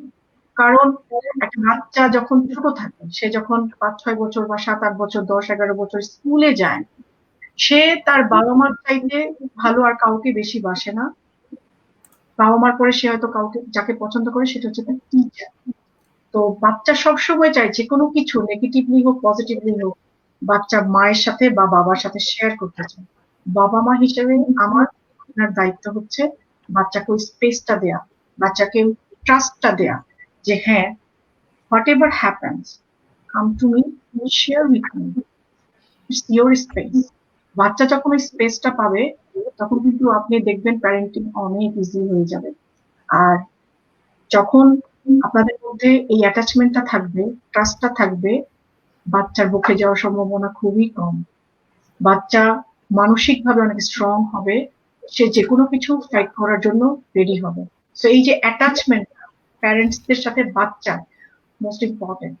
এই অ্যাটাচমেন্টই বাচ্চাকে হেল্প করে সাকসেসফুল হওয়ার জন্য, এই অ্যাটাচমেন্টই বাচ্চাকে হেল্প করে ফেলিয়ার হওয়ার জন্য। অ্যাটাচমেন্ট যদি স্ট্রং হয়, the kid will be successful. Attachment যদি ইনসিকিউর হয়, vulnerable হয়, kid will failure. কোনো কিছু হ্যান্ডেল করতে পারবে না। এই কথাগুলো বাবা মাদের জন্য। বাচ্চাকে স্পেস দেন, বাচ্চাকে ওই প্ল্যাটফর্ম দেন, বাচ্চা আপনার সাথে শেয়ার করবে, বাচ্চা আপনাকে বলবে। যখন আপনি শুনবেন, don't react, please don't react, listen. আপনি আপনার জীবনে কি করেছেন, আপনি আপনার জীবনে কি এক্সপেরিয়েন্স করেছেন, বাচ্চাকে পরে বলেন। আগে বাচ্চার কথাগুলো শুনেন। ও যে কথাটা আপনাকে বলতে চাচ্ছে সেটা মনোযোগ দিয়ে শুনেন, সেটাকে ভ্যালিডেট করেন, এরপর ফিলিংসটাকে বোঝার চেষ্টা করেন। ও যখন রিল্যাক্স করবে, কাম করবে, তখন আপনি আপনার এক্সপেরিয়েন্সটা শেয়ার করতে পারেন, জেনারেলাইজ করার জন্য যে what happen to you it's not real. এটা আরো অনেক বাচ্চার সাথে হয়, আমার সাথে হয়েছে, আমি এভাবে কোপ আপ করেছি। তো যখন এই জিনিসগুলো আপনি আপনার বাচ্চার সাথে শেয়ার করবেন, এই প্ল্যাটফর্মটা বাচ্চা পাবে, তখন হবে কি বাচ্চা অনেক অনেক অনেক সাকসেসফুল হবে। বাচ্চাকে একটা জিনিস, দিন শেষে কি চাই আমরা, আমাদের বাচ্চা হ্যাপি থাকুক, সাকসেসফুল হোক, রাইট? তো এই জিনিসটা ছোটবেলা থেকে আপনার বাচ্চার ভিতরে গড়ে তুলতে হবে। আরেকটা জিনিস আমি প্যারেন্টসদেরকে বলতে চাই, আমরা হচ্ছে কোনো কিছু হলেই আমরা আমরা বাচ্চাদেরকে কি করি, না বলি তুমি এখন টিভি দেখতে পারবে না, কিন্তু কেন দেখতে পারবে না এটা আমরা এক্সপ্লেইন করি না। বাচ্চাদের সাইকোলজি হচ্ছে ওদের রাডারে নো ক্যাচ করে না, ওরা সহজে নাটাকে ক্যাচ করতে পারে না। জি। তো আপনি যতই বলছেন টিভি অফ করো, টিভি অফ করো, টিভি অফ করো, ও কিন্তু শুনতে পাচ্ছে না, ও টিভি অন করে আছে। সো নাটা ওরা শুনতে পায় না। এই জন্য আপনাকে কি করতে হবে, আপনাকে পজিটিভ ওয়ে ডেলিভার করতে হবে। তুমি এখন টিভি না, তুমি এটা করো, টিভিটা পরে দেখো। আমরা এক্সপ্লেইন করি না, আমাদের বাচ্চারা আমাদের কাছে এক্সপ্লেনেশন চায়। আমি যেটা করবো না, কেন করবো না, আমাকে তুমি এটা করতে বলছো, কেন করতে বলছো। সো আমাকে এক্সপ্লেইন করতে হবে। আপনি যখন এক্সপ্লেইন করবেন তখন কি হবে, মিউচুয়াল আন্ডারস্ট্যান্ডিং আসবে। বাচ্চা বুঝতে পারবে যে না, আমার বাবা এটা চাচ্ছে, আমার মা এটা চাচ্ছে, আমাকে এটা এই জন্য করতে হবে। তখন হবে কি, রেসপেক্ট আসবে। আপনি যখন কোনো কিছু না বলবেন, কোনো কিছু করতে বাধ্য করবেন এবং এক্সপ্লেইন করবেন না why you are saying so, এটা করতে করতে যেটা হবে যে আস্তে আস্তে গ্যাপটা বেড়ে যাবে। তখন আর মিউচুয়াল আন্ডারস্ট্যান্ডিং এর বিষয় থাকবে না, মিউচুয়াল রেসপেক্টের বিষয় থাকবে না। বাচ্চা তখন কি হবে, বহির্মুখী হয়ে যাবে। বাইরে হচ্ছে প্ল্যাটফর্ম খুঁজবে, বাইরে যে ও হচ্ছে ওর জিনিসটা শেয়ার করার চেষ্টা করবে। কার সাথে শেয়ার করবে, বন্ধুর সাথে। বন্ধু ওর সমবয়সী, বন্ধুর ওই আন্ডারস্ট্যান্ডিং যে তাকে রিয়েলাইজ করতে, তার যাকে যে তাকে বুঝতে পারবে, যে তার ফিলিংস গুলাকে হ্যান্ডেল করতে পারবে। তখন কি হয়, একটা 10 বছর বয়সী বাচ্চা যখন আরেকটা 10 বছর বয়সী বাচ্চার সাথে শেয়ার করবে, ওরা কিন্তু ওই লেভেলের শেয়ারিং হবে এবং ওই লেভেলের আন্ডারস্ট্যান্ডিং হবে এবং কিছু ভুল জিনিস লার্ন করবে, ভুল কোপ আপ মেকানিজম লার্ন করবে।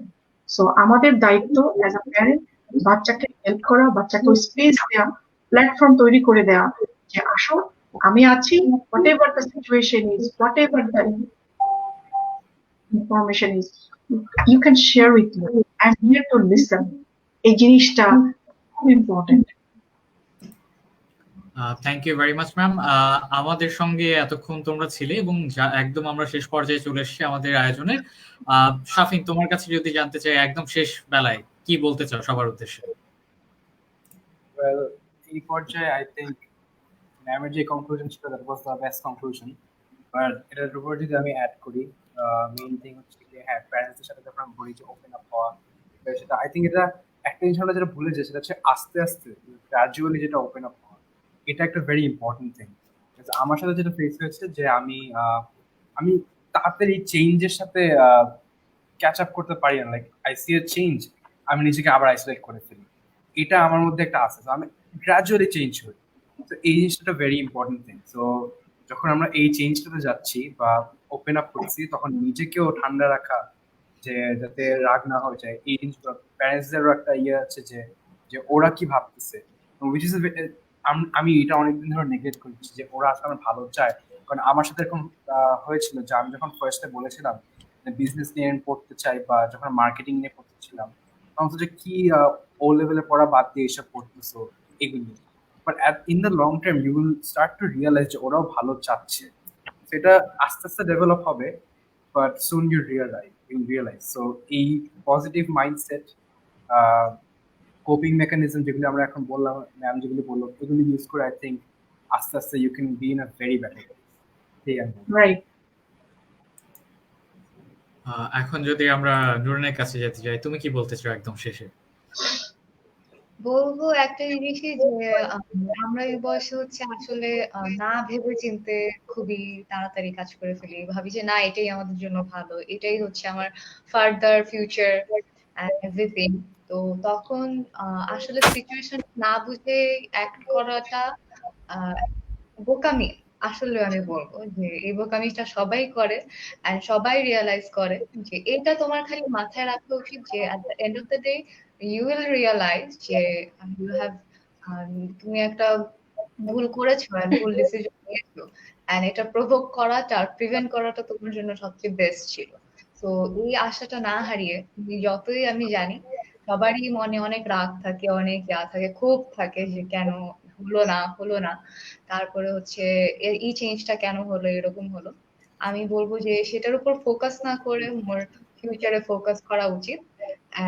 যেটা আমাদের টপিক ছিল হ্যারাসমেন্ট নিয়ে, ওইটা নিয়ে বলবো যে সহজে হার না মেনে আসলে জিনিসটাকে আয়ত্ত করা খুবই ভালো।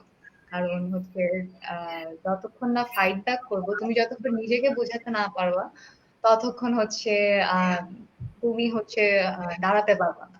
You are the one who will support yourself at the end of the day. Thank you Nurin. ম্যামের কাছে একদম শেষবারের মতো যাচ্ছি। ম্যাম, সবার উদ্দেশ্যে ছোট্ট করে যদি কিছু বলেন একদম শেষে। নুরেন যে কথাটা বললো ওই কথাটার সাথে আমি রেস ধরে বলতে চাই যে right, you are the one who have to stand for yourself.